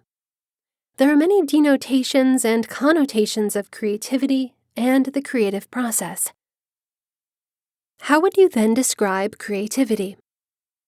Personally, I describe creative skill as connecting novel ideas that are relatively unassociated in new and beneficial ways. Famous creative skill researcher Ellis Paul Torrance once mentioned, "Creative skill defies exact meaning. Even if we had a precise conception of creativity, I'm certain we would have difficulty putting it into words." In an effort to measure creative skill, he created the Torrance Tests of Creative Thinking, or TTCT, in the late 20th century. The TTCT includes a battery of basic tests created to assess divergent thinking and other problem-solving skills. What makes the 14 Foundation of Creativeness recognized by Jordanis and Keller so helpful is that having daily language which identifies the multifacets of creative skill makes the creative process more tangible and simpler to tackle. For instance, if you happen to be feeling stuck or have writer's block, you could evaluate this list for both motivation and insights. After examining the list, people from all walks of life and creative disciplines could be reminded that active participation and persistence is just as crucial as spontaneity and subconscious processing. Below is a breakdown created by Jordanis and Keller that particularly defines the elements of the 14 crucial elements of creativity they've recognized.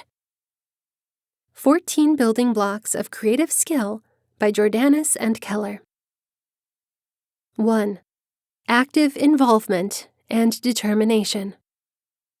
Being actively involved, reacting to and having a purposeful impact on the creative process. The persistence to persist with the creative process even throughout problematic points. 2. Handling uncertainty. Dealing with incomplete, missing, irregular, contradictory, unclear, and/or unpredictable information. Element of risk and chance, no guarantee that info issues will be fixed. Not depending on each step of the process to be specified in detail, maybe even straying away from routine or pre-existing approaches and solutions. 3. Domain competence. Domain-specific intelligence, knowledge, skill, abilities, experience, and know-how. Knowing a domain enough to be equipped to recognize spaces, needs, or issues that need solving, and to create, validate, develop, and promote new ideas in that domain. 4. General academic capability. General intelligence and IQ. Good mental capability. 5. Generation of results. Working towards some end target, objective, or outcome. Producing something tangible or intangible that formerly did not exist. 6. Self-reliance and freedom. Working independently with independence over actions and choices. Freedom to work without being bound to pre-existing solutions, processes, or predispositions, perhaps tough cultural and domain norms. 7. Intent and psychological involvement. Personal and emotional investment, immersion, self-expression, and involvement in the creative process. The intention and desire to be creative, creative skill as its own reward, a positive process giving satisfaction. 8. Originality. Novelty and originality, a new item, or doing something in a new way, seeing new links and relations between formerly unassociated concepts. Results that are unforeseeable, unforeseen, unexpected, unusual, or out of the ordinary. 9. Progress and development. Movement, improvement, advancement, and development during a process. Whilst development might or might not be linear, and an actual end goal could be only loosely defined, if at all, the whole process needs to represent some progress in a specific domain or task. 10. Social interaction and communication. Interacting and promoting work to others in a convincing and positive manner. Mutual impact, feedback, sharing and cooperation between society and individual. 11. Spontaneity and subconscious processing. There is no real necessity to be in control of the entire process. Thoughts and activities may notify the process unconsciously without being inaccessible for conscious analysis, or could receive less attention than others. Having the ability to respond rapidly and spontaneously when proper, without needing to spend too much time thinking about the options. 12. thinking and examination. Knowingly assessing some choices to recognize potential value in each and determine the best alternative using thinking and good judgment. Proactively picking an option from possible alternatives without allowing the process to stagnate under indecision. 13. Value. Making a beneficial contribution that's worth something to other people and is acknowledged as an accomplishment and prominent improvement, perceived as special, not just something anyone would have done. The end product matters and appropriate to the domain being operated in. 14. Divergence, variety, and experimentation. Generating a variety of different ideas to compare and choose from, with the flexibility to be open up to some viewpoints and to experiment and try different options without bias. Multitasking throughout the creative process. Just like baking a cake, these 14 ingredients can function as a recipe for your day-to-day creative process.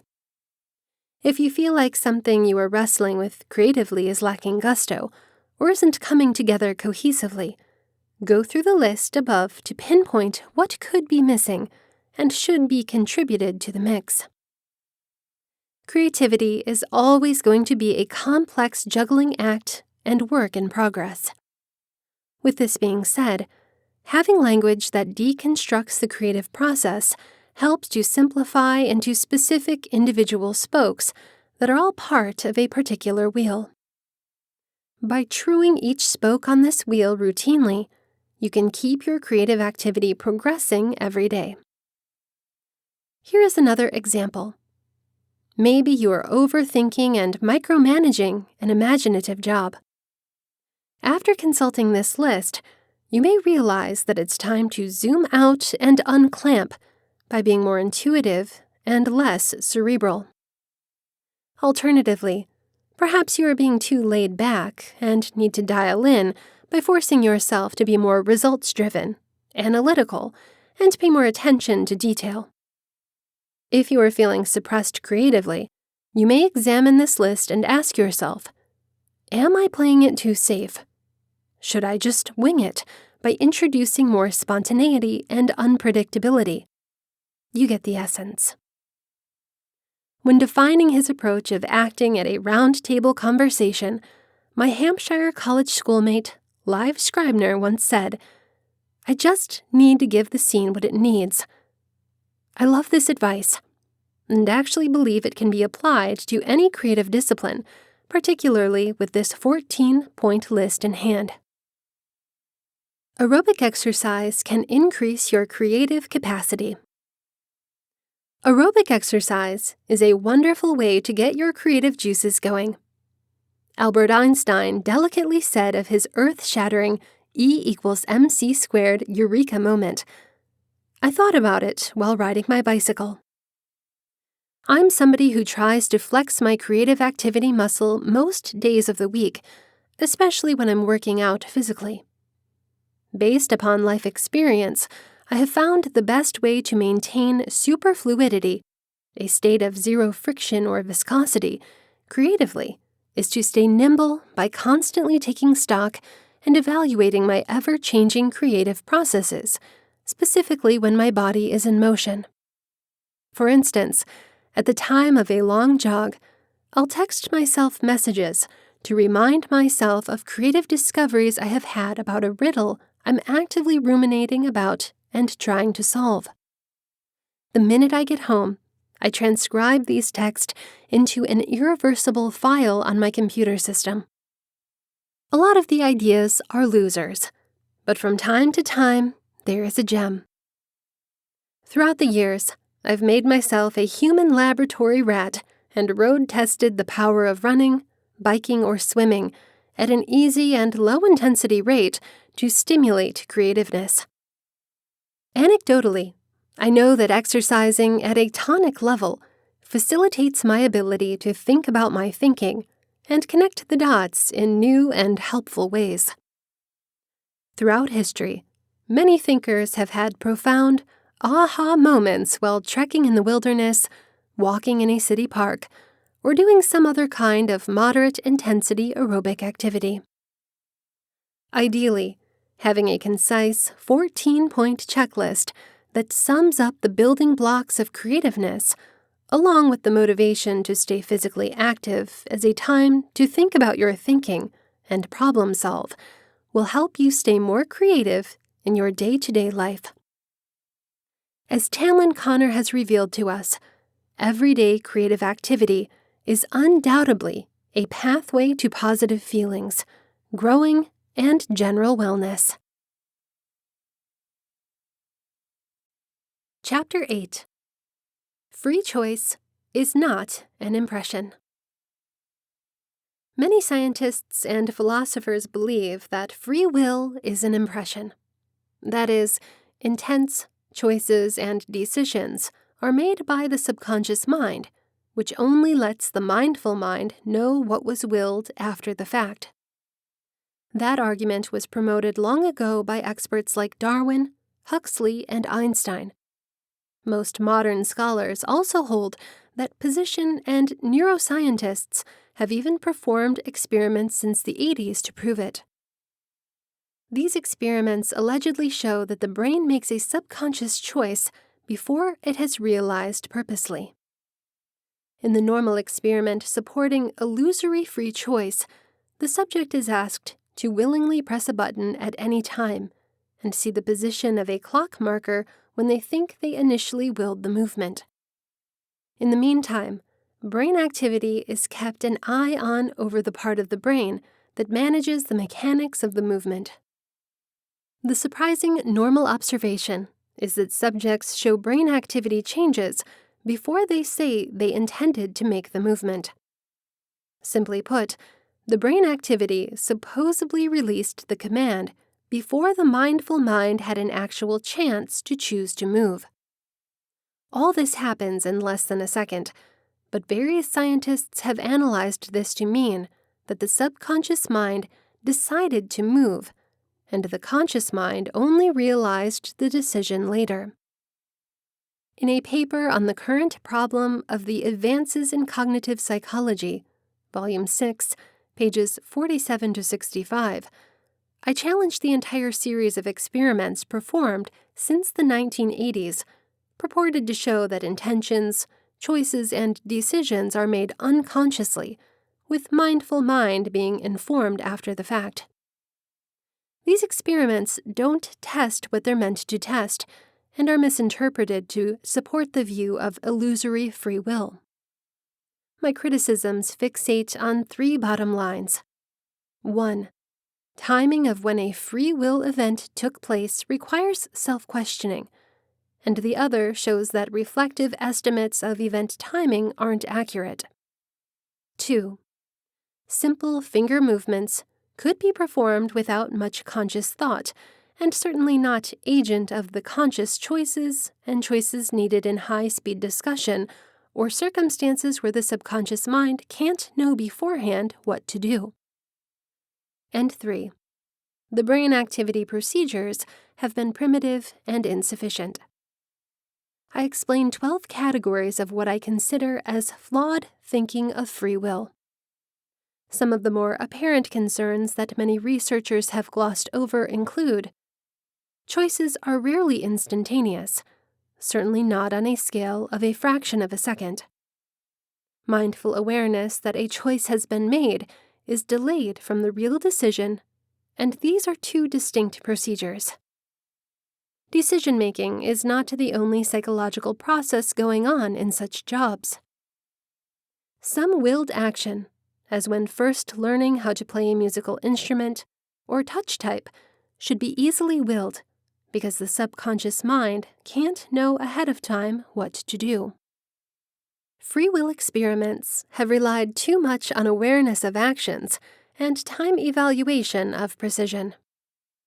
Extrapolating from such basic experiments to all mental life is not justified. Conflicting data and interpretations have been disregarded. A fundamental issue is that scientists don't yet have a really good independent brain function measure of the mindful generation of intents, choices, or decisions. Without such a step, it isn't possible to measure the time at which a willed action happens. It closes with tips that scientists can use to check free will concerns. Equally important, the research I suggest wouldn't only help identify trustworthy markers of mindful decision-making, but would also help scientists discover what the brain does to attain awareness in the first place. In the real world, subconscious and mindful minds interact and share duties. Subconscious minds lead basic or well-learned tasks, like practices or deep-rooted bias, while mindful mind handle jobs that are intricate or novel, like learning how to ride a bike or play sheet music. Most deliberate new learning needs to be meditated by free choice, because subconscious mind has not yet had the chance to learn. The implications of this dispute are profound. It determines our worldview of whether we're victims of genetics and environment, or bear responsibility for our intentions, decisions, and choices. I contend we are accountable for what we make from our brains, and for our choices and choices in life. In a free will world, people can choose to liberate themselves from many types of bad luck, not to mention make the right choices that can prevent misfortune. This has been Subconscious Mind, The Remarkable Power of Creativity We Possess, by Emily Wilds, narrated by Sarah Owens.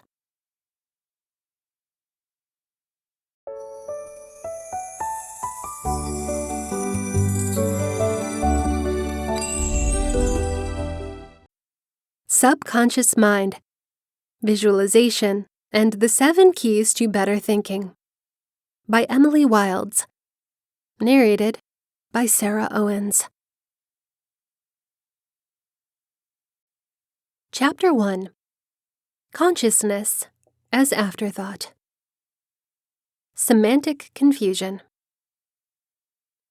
Much of the confusion about consciousness emerges just because words fail to help us understand it.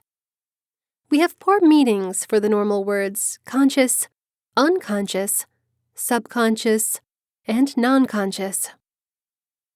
Before I try an answer to my core question, let me establish some background about terminology. First and foremost, the currency of idea is patterns of nerve impulse activity constrained by flowing in and through defined circuits of linked nerve cells. The impulse thought patterns that take place in our primitive circuitry, like back sections and neuroendocrine circuits, are considered non-conscious thoughts because we can never be consciously familiar with what those circuits are doing.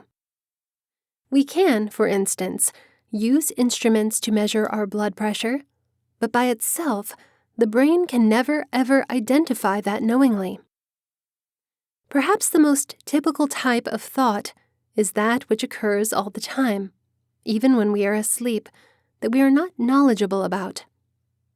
These days, academics like to call this unconscious thinking.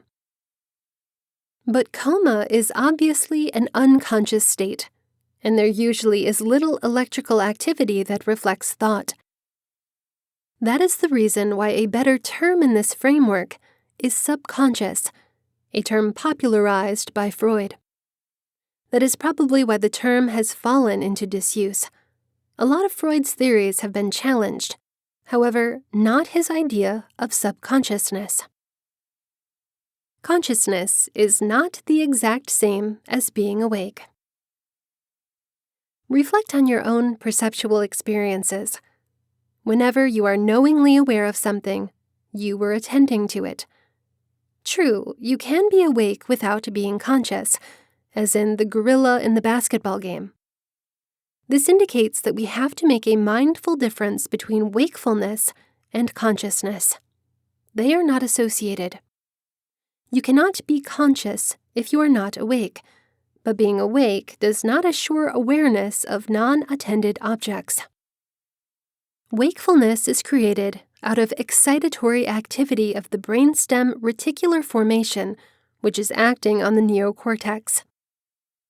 The systems of consciousness have not been developed, but they likely include meaningful nerve impulse activity in dispersed circuitry. The phylogenetic view claims that unconsciousness is the default mode of thinking, inasmuch as lower animals are not very likely to have conscious thought, yet their conduct clearly suggests that they're awake and their brains are thinking. Additionally, we have learned from many studies of infants that behavior signs of consciousness are uncommon and only emerge as the brain develops. It is clear that much human thinking takes place right below the level of conscious awareness. The number of scholars who claim that humans have no free choice use the assumption of subconscious thought to defend their position against free will. They came to this conclusion from experiments that indicate that all willed action is generated unconsciously and only acknowledged later in awareness. The experiments and the analysis are flawed, as I explain in my book on free will. To help defend the stance that free will is an impression of reality, the proponents go further to contend that awareness is just an observer, like a motion picture visitor in a movie theater. You can watch what's happening, but you can't do anything about it. Thus, they construct the false circular case that you can't have free will because free choice needs awareness by definition, and awareness can't do anything. How practical. This absurd concept, which is held by scholars who aren't as smart as they think they are, presumes that all our conscious thinking is generally irrelevant. They presume that the neural activity of conscious thought can't influence neural activity in other parts of the brain, although they need to admit that the nerve cells that moderate conscious thought are functionally connected with other parts of the brain.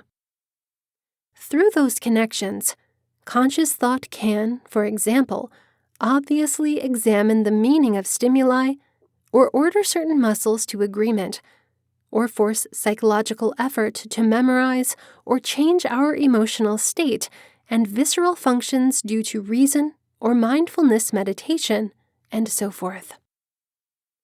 The circuitry of consciousness is not in a pickle jar outside the brain. It is inextricably bound to other brain circuits. I certainly don't mean to dignify the anti-free will position by defining it. However, exposing that position opens up the door to reevaluate the possible relationship between subconscious and conscious thought. Suppose that conscious thought is an afterthought, but not in the limited sense prescribed by the anti-free will crowd. Just because subconscious thought can result in conscious thought does not really mean that conscious thought has no action of its own. If we purposely think of what we have recognized in awareness, all that thinking is, by definition, consciousness. Conscious thought can consider choices clearly. It can reason. It can set goals, plan, command action, assess consequences of action, and adapt programming as needed. Subconscious thinking can do that as well. Probably the two modes of thinking work in potentially synergistic ways, though it seems clear that conscious thought can veto subconscious impulses and bad ideas. Consciousness as selective attention. Have you seen the YouTube video of a pickup basketball game? The video instructs viewers to count how many times one of the team passes the ball. Viewers are so focused on the job that tons of them fail to see a man in a gorilla suit walking into the game, do a little chest pounding, then walk off the court. The main point is, the eyes and subconscious mind saw the gorilla, but the conscious mind did not. The same phenomena has been confirmed in another context. The phenomenon is identified by psychologists as inattentional blindness. In other words, we're only conscious of targets of our attention. Like all biological systems, brains are stimulus-response systems. People have special ways to respond to stimuli and experience, in that our brains selectively recognize the info content, examine it in terms of available operational reactions, then identify a proper response. Both subconscious and conscious ideas can be included, but conscious thought only operates on participated-in targets. Scanning for meaningful impulse pattern. While it is clear that conscious brains think, it could be beneficial to consider the fact that awareness is also a scanning mechanism.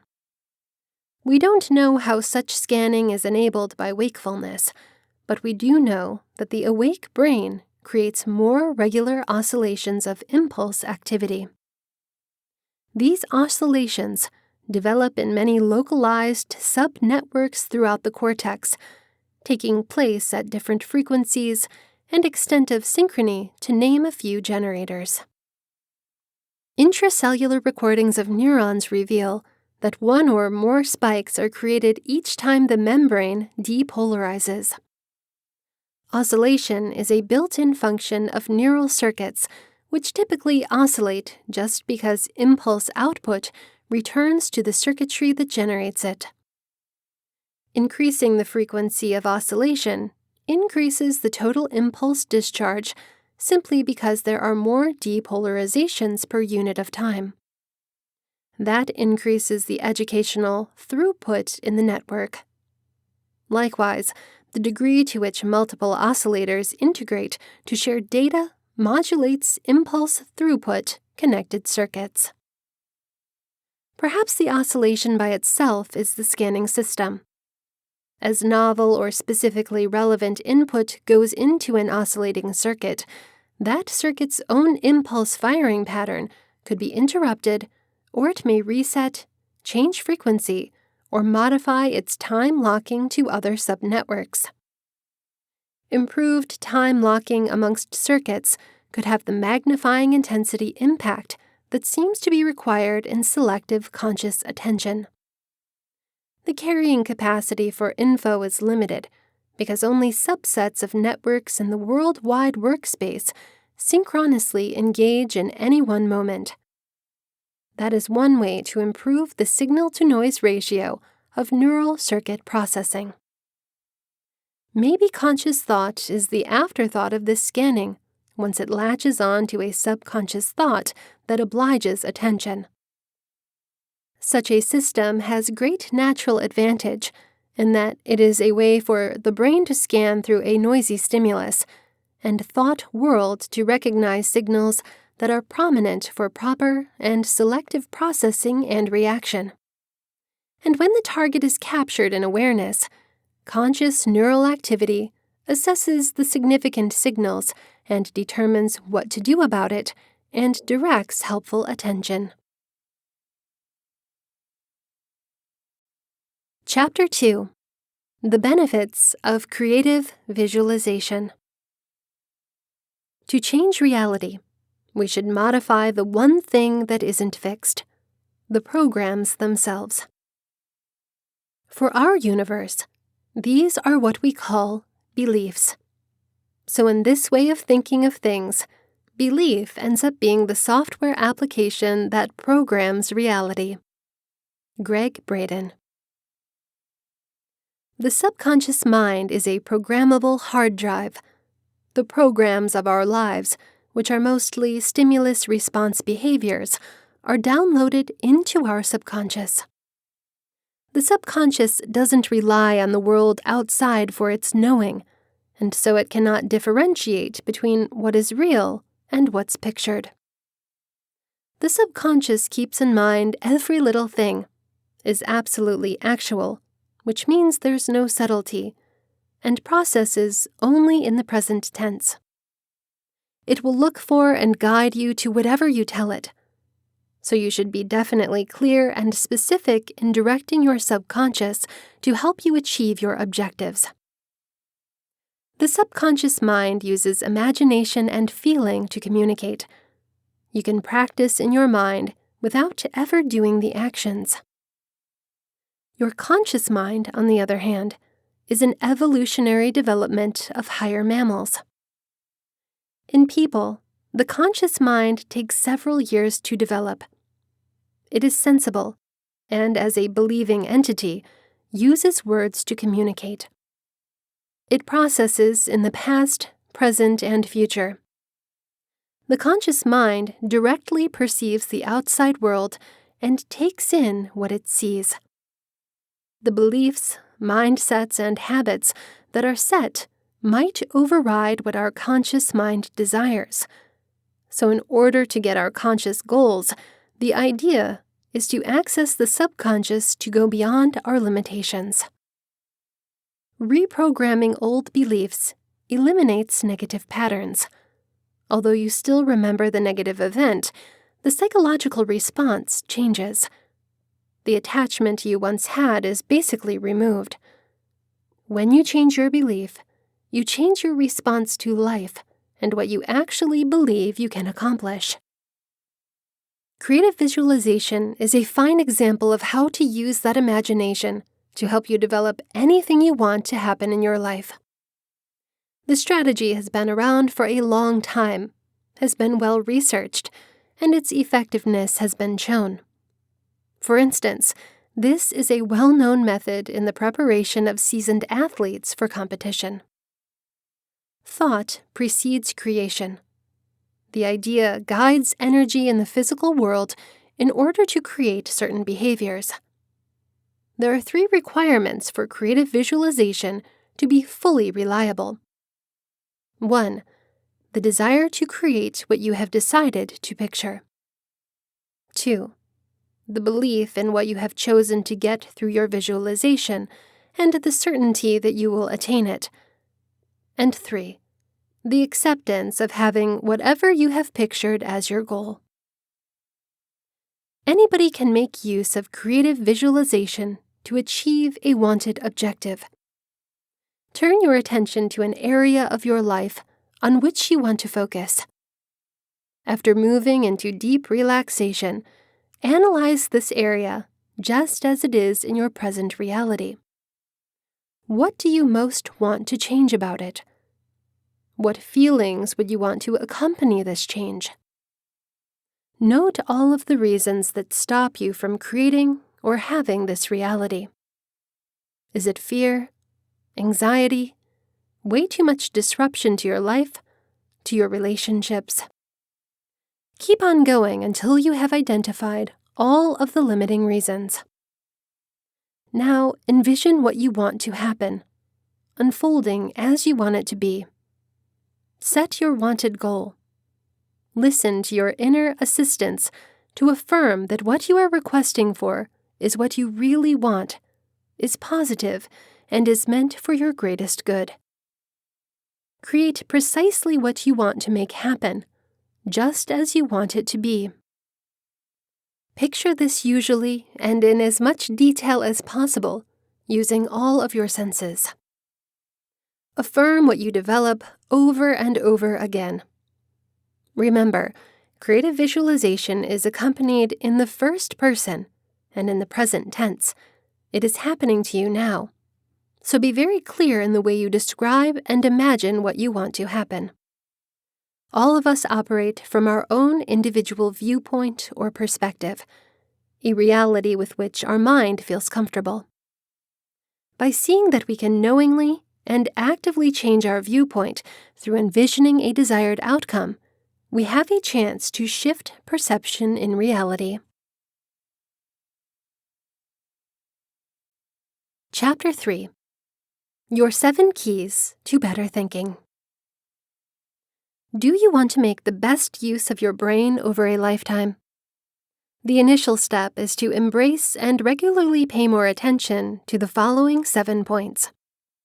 These are the vital keys to making less unreasonable choices, recognizing deceptions at a greater rate, while also disposing of or staying away from most deceptions that come your way. A grasp of the evolutionary history of the human brain and how it has left us with a thinking organ that sets about its organization in unanticipated ways that typically misguide us about reality. Knowledge of the standard structures and functions of the human brain, how vision and memory work, for instance, how personal recollections and sensations can appear real even when they are not.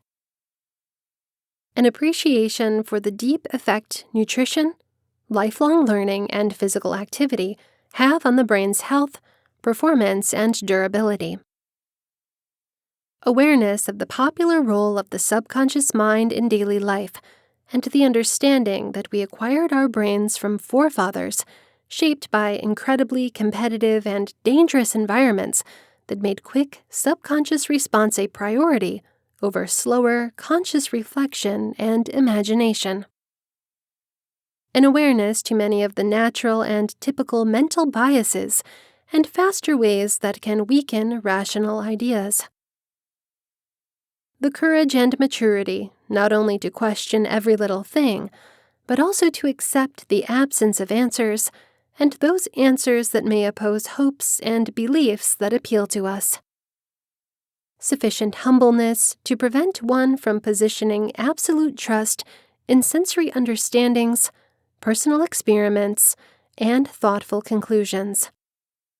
A determination to always reassess, modify, and change one's mind when better proof requires it. Chapter 4. Unconscious Mistakes We Make When Buying Brands. Here are 7 interesting mental mistakes we make when acquiring the products and services we use each day. Since these mistakes are made automatically, we really need to first become aware of them. Acknowledging the impracticality of our decisions can help us make more informed, sensible choices and save cash. 1. We create value when there's none and pay more than we should. Brands add value, not in the product, but rather within our minds. That is because our pleasure is formed by our expectations, and these are formed by our memories. The problem is, the majority of these brand name memories are kept in our significantly more effective unconscious mind. When we think of buying something, we instantly dredge up all of our past impressions and recap the brand name's worth in the form of our gut feelings, good, bad, or indifferent. The total amount of these feelings is what advertisers call brand equity. We don't remember all of the experiences, just the general impression. The more positive the feeling, the more likely we are to purchase and pay more for the brand name. There is little reasoning to how we come to really love our preferred brands. Reid Montague and his team at Baylor College of Medicine demonstrated this when they recreated the popular Pepsi Challenge with a twist. Volunteers agreed to have their brains scanned while comparing the taste of Coke to Pepsi. The original Pepsi Challenge showed that many people prefer the taste of Pepsi in a blind trial run, i.e., without understanding which brand they were consuming. Yet Coke is bought more in the real world. How does one reconcile these observations? Montague's team discovered that when individuals were uninformed of the brands being tasted, preference levels and neural reactions were similar. However, when participants were aware of the brand, by uncovering them to an image of the can before they tasted the drink, they specified a higher preference for Coke, and there were substantially greater activation of the parts of the brain associated with decision-making, memory, associations, and feelings. Solely seeing the Coke label was enough to generate greater activation in the brain's satisfaction centers and raise dopamine levels without even taking a sip. not only do brand names transform our beliefs and experiences, we feel even better about a product just because it costs more. That's because experience has taught us that things that are expensive are generally higher quality. This heuristic, or rule of thumb, makes us pay as much as 85% more for a brand name drug than for the generic, despite the fact that the FDA needs generic drugs to have the precise same quality and efficiency. Researchers at Caltech and Stanford showed this when they told subjects they would be comparing Cabernet Sauvignons at various price points, when in fact, the researchers gave the individuals the exact same white wine and differed only the price. The subjects regularly actually believed the higher-priced white wine tasted better. Later, brain scans revealed that there was greater activation in an enjoyment center of the brain when the participants in the study actually believed they were drinking more costly red wine, even though the red wines equaled. 2. We make choices by psychological association more so than rational analysis. Maybe the most crucial finding in neuroscience has been the discovery that emotions are central to cognition and decisions. Marketing works through a procedure of unconscious behaviorism. We are being conditioned by the media on a deep unconscious level, and it is this implied associative emotional conditioning that drives our brand name choices. This was demonstrated in a study that exposed individuals to made-up brand names coupled with a set of pictures and words, some negative and some positive. After seeing hundreds of pictures paired with some fictitious brand names, the subjects were unable to remember which brand names were related to which photos and words, but they still expressed a preference for the favorably conditioned brand names. The authors of the study identified it, the "I like it, but I don't know why" impact. In a follow-up experiment, the participants existed with product info that opposed their earlier impressions, offering them reasons to decline the products they had been conditioned to like, but they still had to choose the brands connected with the positive imagery. Factual information to the contrary did not undo the prior conditioning, suggesting that their product choices were driven more by unconscious conditioning instead of reasonable analysis. This means you can be conditioned through marketing to choose logically inferior alternatives. We can even become conditioned to find great satisfaction in things that damage us. For instance, why do we really love the odor of a brand name new automobile so much? The scent represents the pride of ownership that raises our ego with a feeling of specialness and importance. However, this fresh new odor is actually a potpourri of toxin and hazardous gases. Even when the new fragrance fades over time, we voluntarily extend our everyday direct exposure to added chemical cocktails by buying fake new car aromas that contain aldehydes, esters, and ketones. Even those creepy warning labels on packs of cigarettes about the risks of heart disease or emphysema can stimulate the nucleus accumbens, the craving area in the brain of smokers, as displayed in another research study. Clearly, the caution label had become connected with the past enjoyments of smoking instead of successfully warning people of future health dangers. 3. When we have strong positive feelings about a brand, we look for supporting evidence and neglect inconsistent facts. We are not reasonable. We are rationalizers. We make our choices based upon emotions and try to find supporting evidence as a reason. When our emotional desires begin to move to a prospective brand, we subsequently seek to align our reasons to be constant with that intention. Our logical mind is always searching for proof to support our dominant beliefs. The stronger the feeling, the stronger the belief, and the greater the propensity to seek out supporting evidence. That confirmatory bias is precisely what we usually overlook the flaws of the ones we love, even if that loved one is a brand. We focus our attention on the positive qualities of the brand name while ignoring the deficiencies.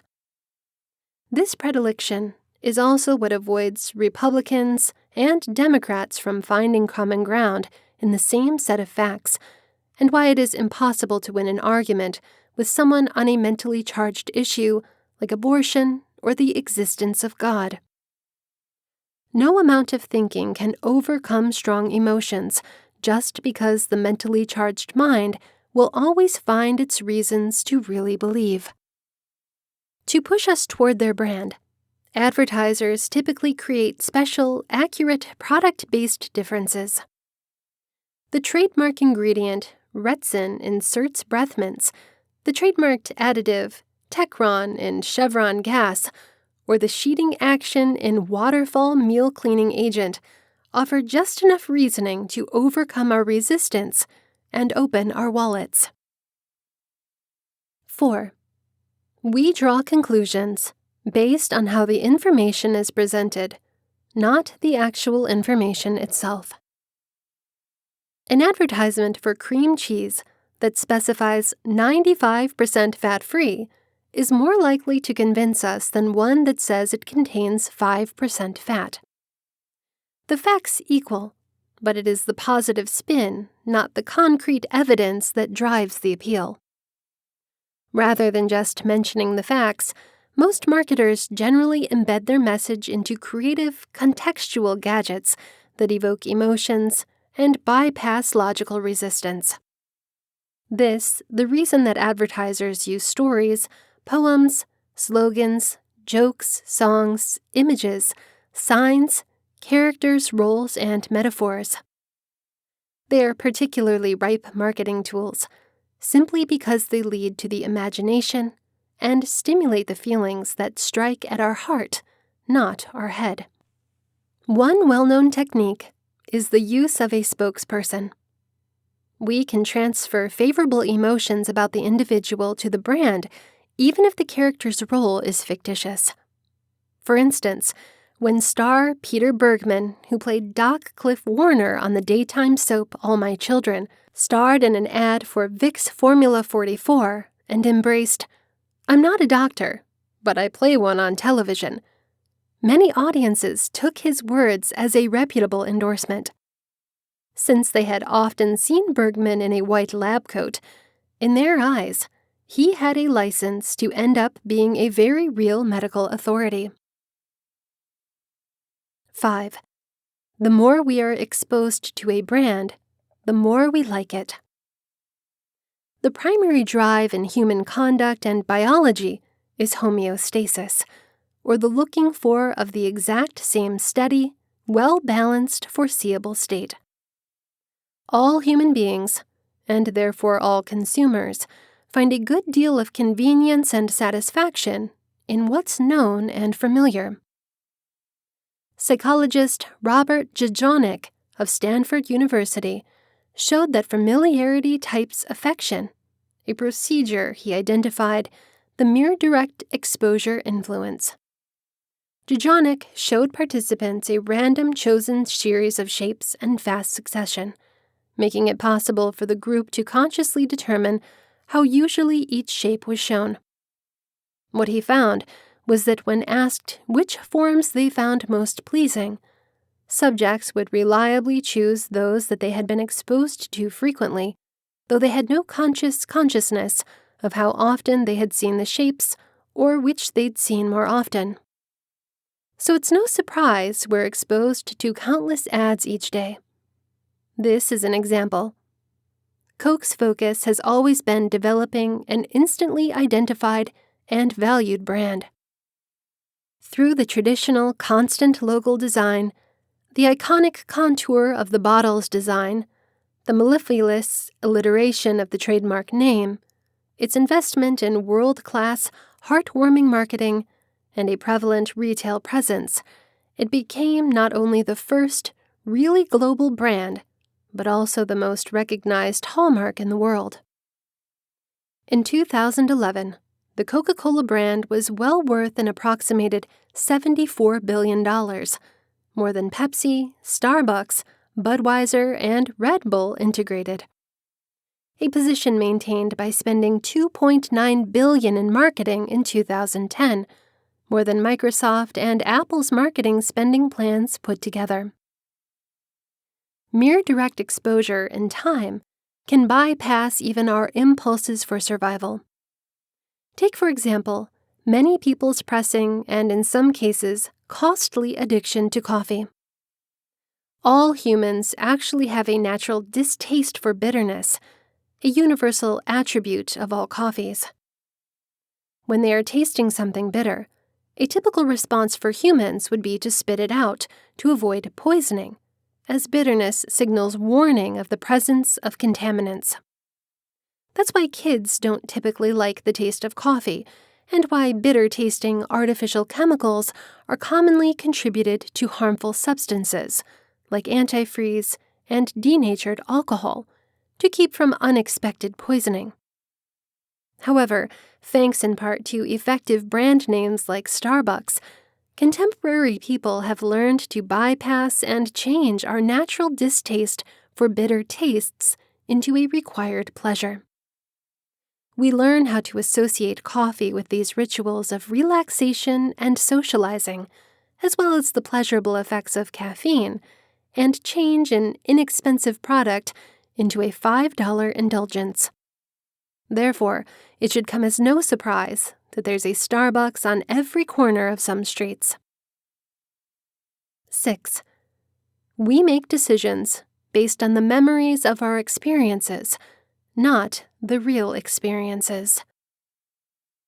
According to Harvard-trained brain experts Jeff Brown and Mark Fensky, we remember better and encode more strongly when we are in a highly emotional state. Advertisers are not the architects of marketing. They are the architects of remembrance. How we feel about a brand name mainly relies on our memory of the experience provided by the brand, not what actually occurred.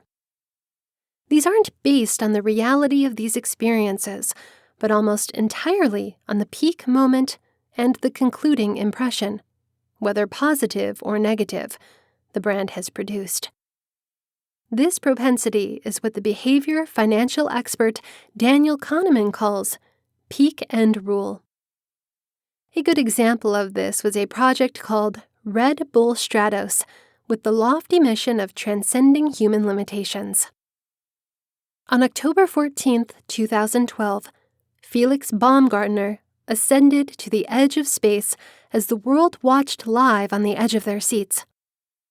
The supersonic skydiver made the death-defying, record-setting plunge, getting away a death spin to avert catastrophe and touch down safely unscathed. It is no surprise that Red Bull continues to completely dominate the energy drink market, a category they single-handedly created. 7. We are convinced by advertising based on consistency and coherence, not the quality and amount of information. The best advertising campaign includes a basic, clear mentality expressive idea repeated over and over again. Less is in fact more, which helps clarify the common presence of the 30-second commercial. The conscious mind will jump to conclusions, forming a meaningful story based on partial information. That strong propensity to draw conclusions from incomplete information is a cognitive rule that Kahneman calls, "What you see is all there is."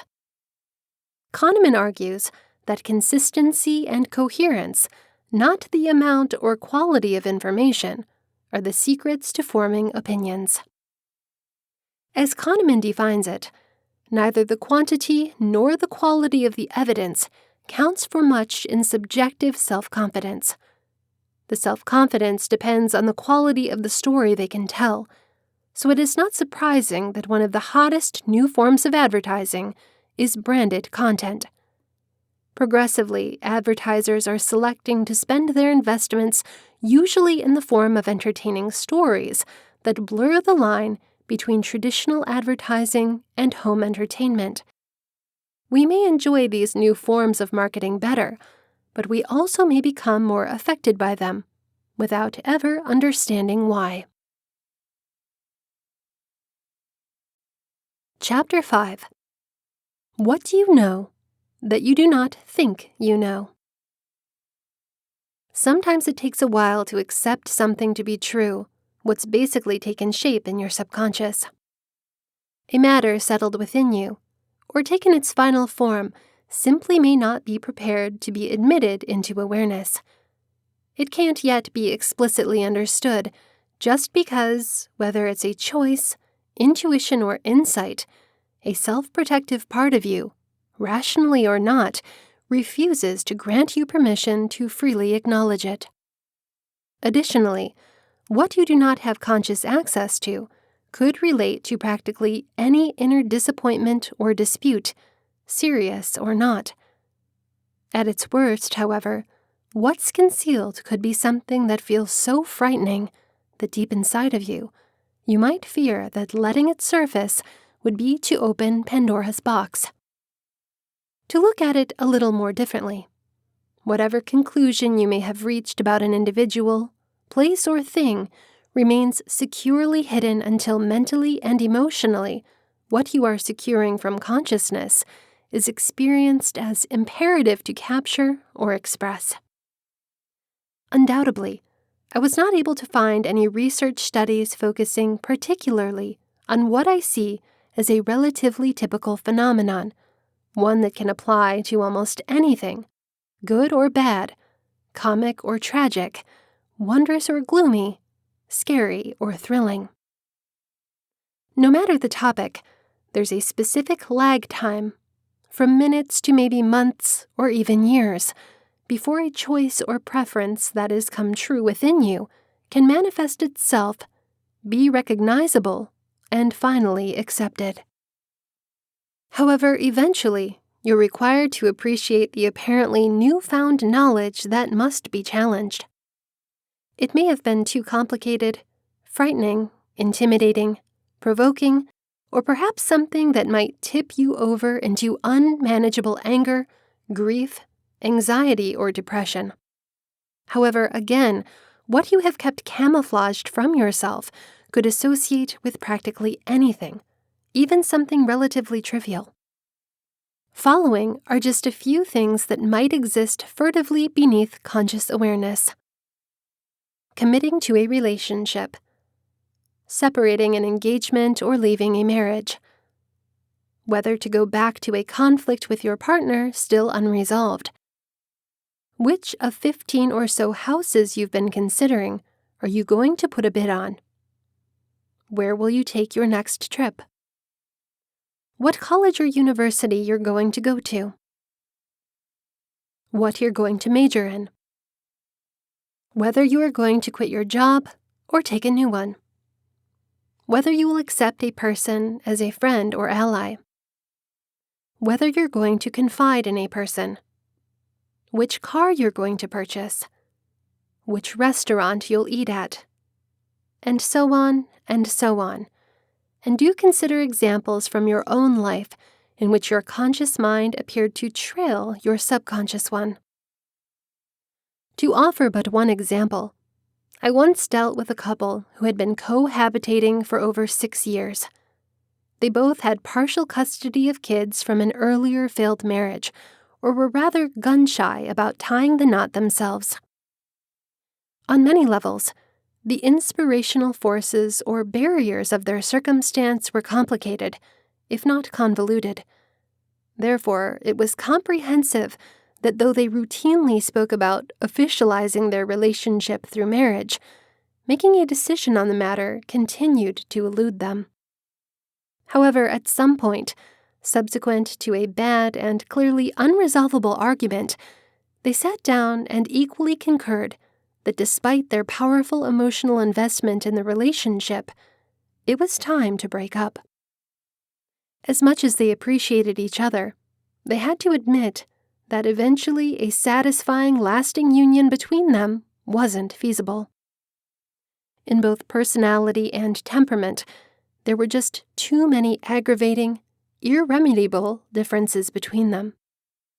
They also had to admit that deep within, they'd basically understood this for a bit of time, although they hadn't been mentally prepared to allow this nascent knowledge to arise into full consciousness. Which seems somehow similar to a quote I actually believe I heard several years ago, though I could not locate its source. 3 months before the relationship was over, the relationship was over. Exhibiting the title of this post, such a characterization reflects that before a relationship actually ends, it may, somewhere in your subconscious, already have ended. Sadly, my observations here don't lend themselves well to scholastic analysis, because any research studies here would really need to rely on self-reports, which might not be reliable. By way of certification, however, I should add that several neuroscientists have investigated an associated, more clear-cut and researchable phenomenon. Repeatedly, they have shown that your brain chooses something seconds before you are actually conscious of it. Chapter 6. The 3 Potential Ways to Become More Conscientious. What would you call somebody who isn't spontaneous, reckless, or aimless?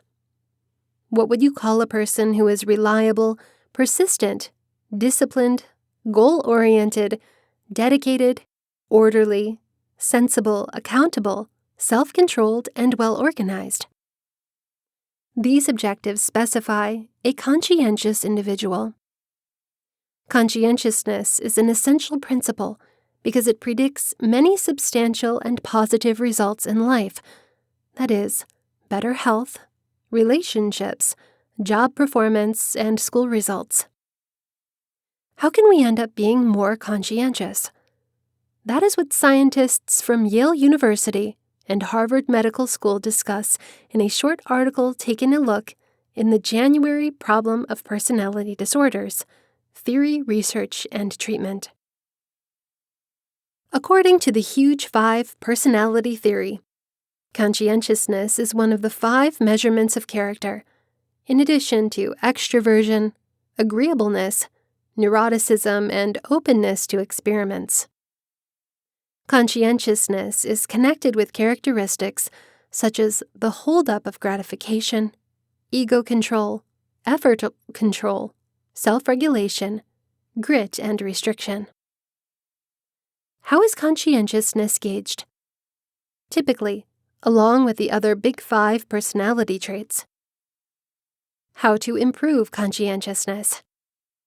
3 types of interventions may help improve conscientiousness. Behavioral and cognitive interventions. Cognitive and behavioral therapies, consisting of cognitive behavioral treatment or CBT, are present-focused and time-limited approaches that concentrate on teaching skills needed to solve problems. Tons of these treatments require routine homework.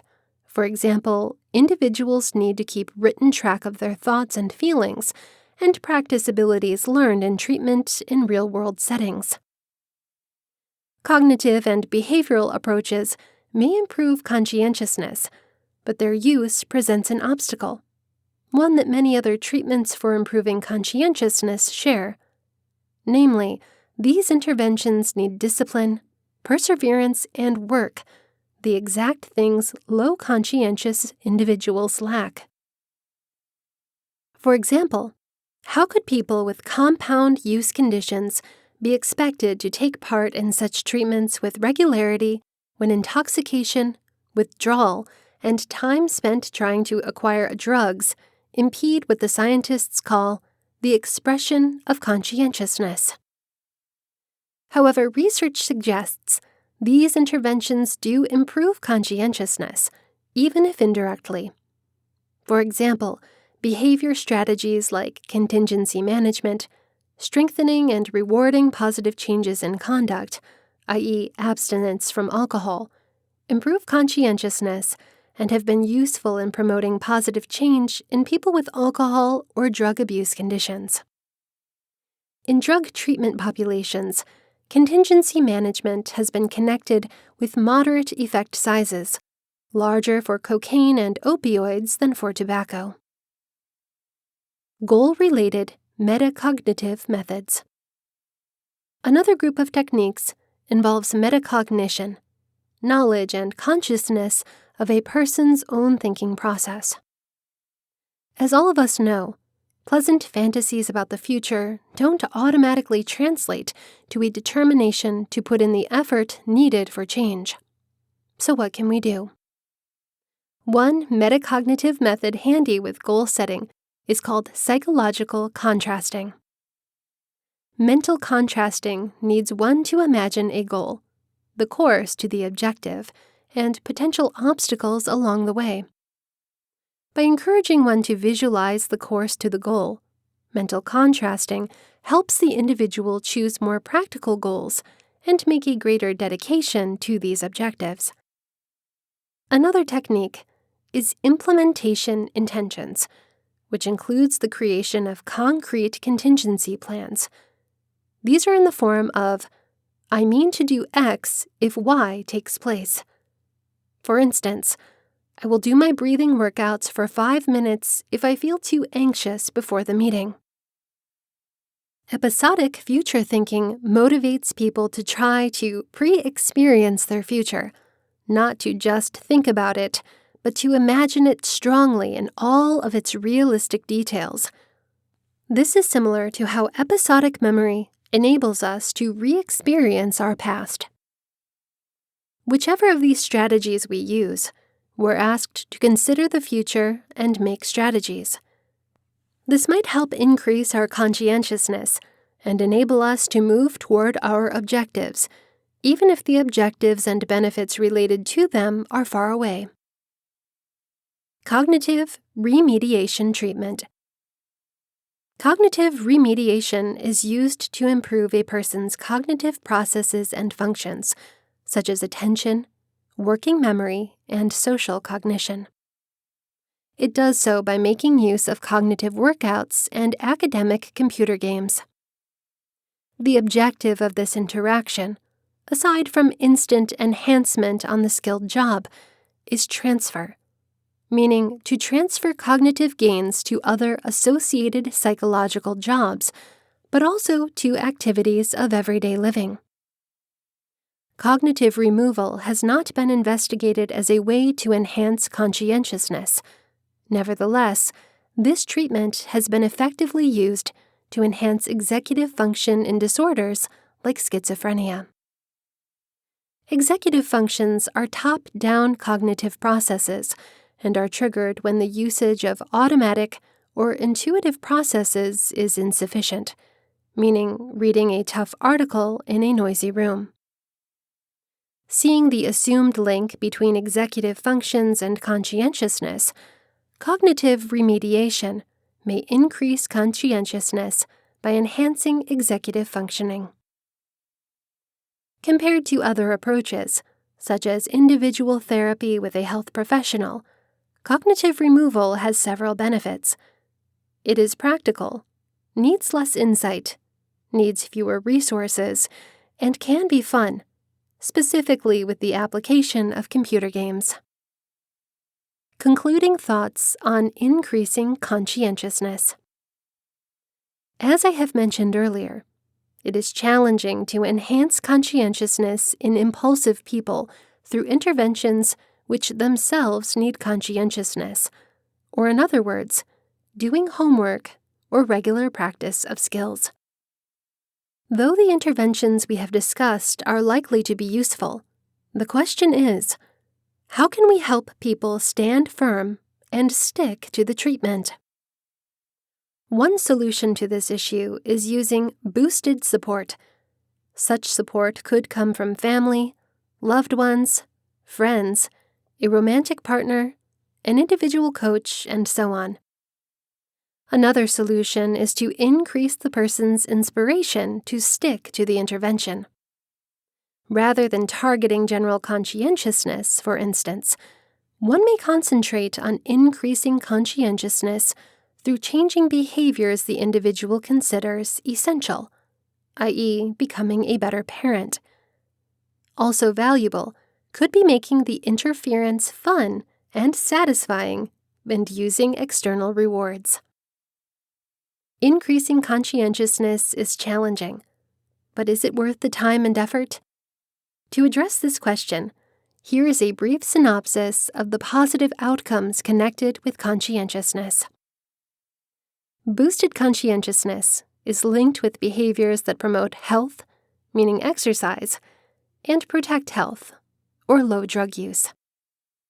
In the relationship domain, conscientious people are reliable, responsible, and have greater self-discipline, translates to honesty, keeping guarantees, and returning favors.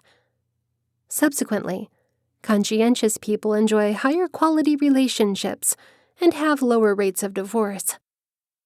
Conscientiousness in education and work domains has been linked with enhanced performance in school and college, better jobs, more success, and satisfaction at work, higher likelihood of a big promotion, and more money. Basically, conscientious people are healthier, have better relationships, and are more effective at what they do. This has been Subconscious Mind, Visualization, and the 7 Keys to Better Thinking by Emily Wildes. Narrated by Sarah Owens.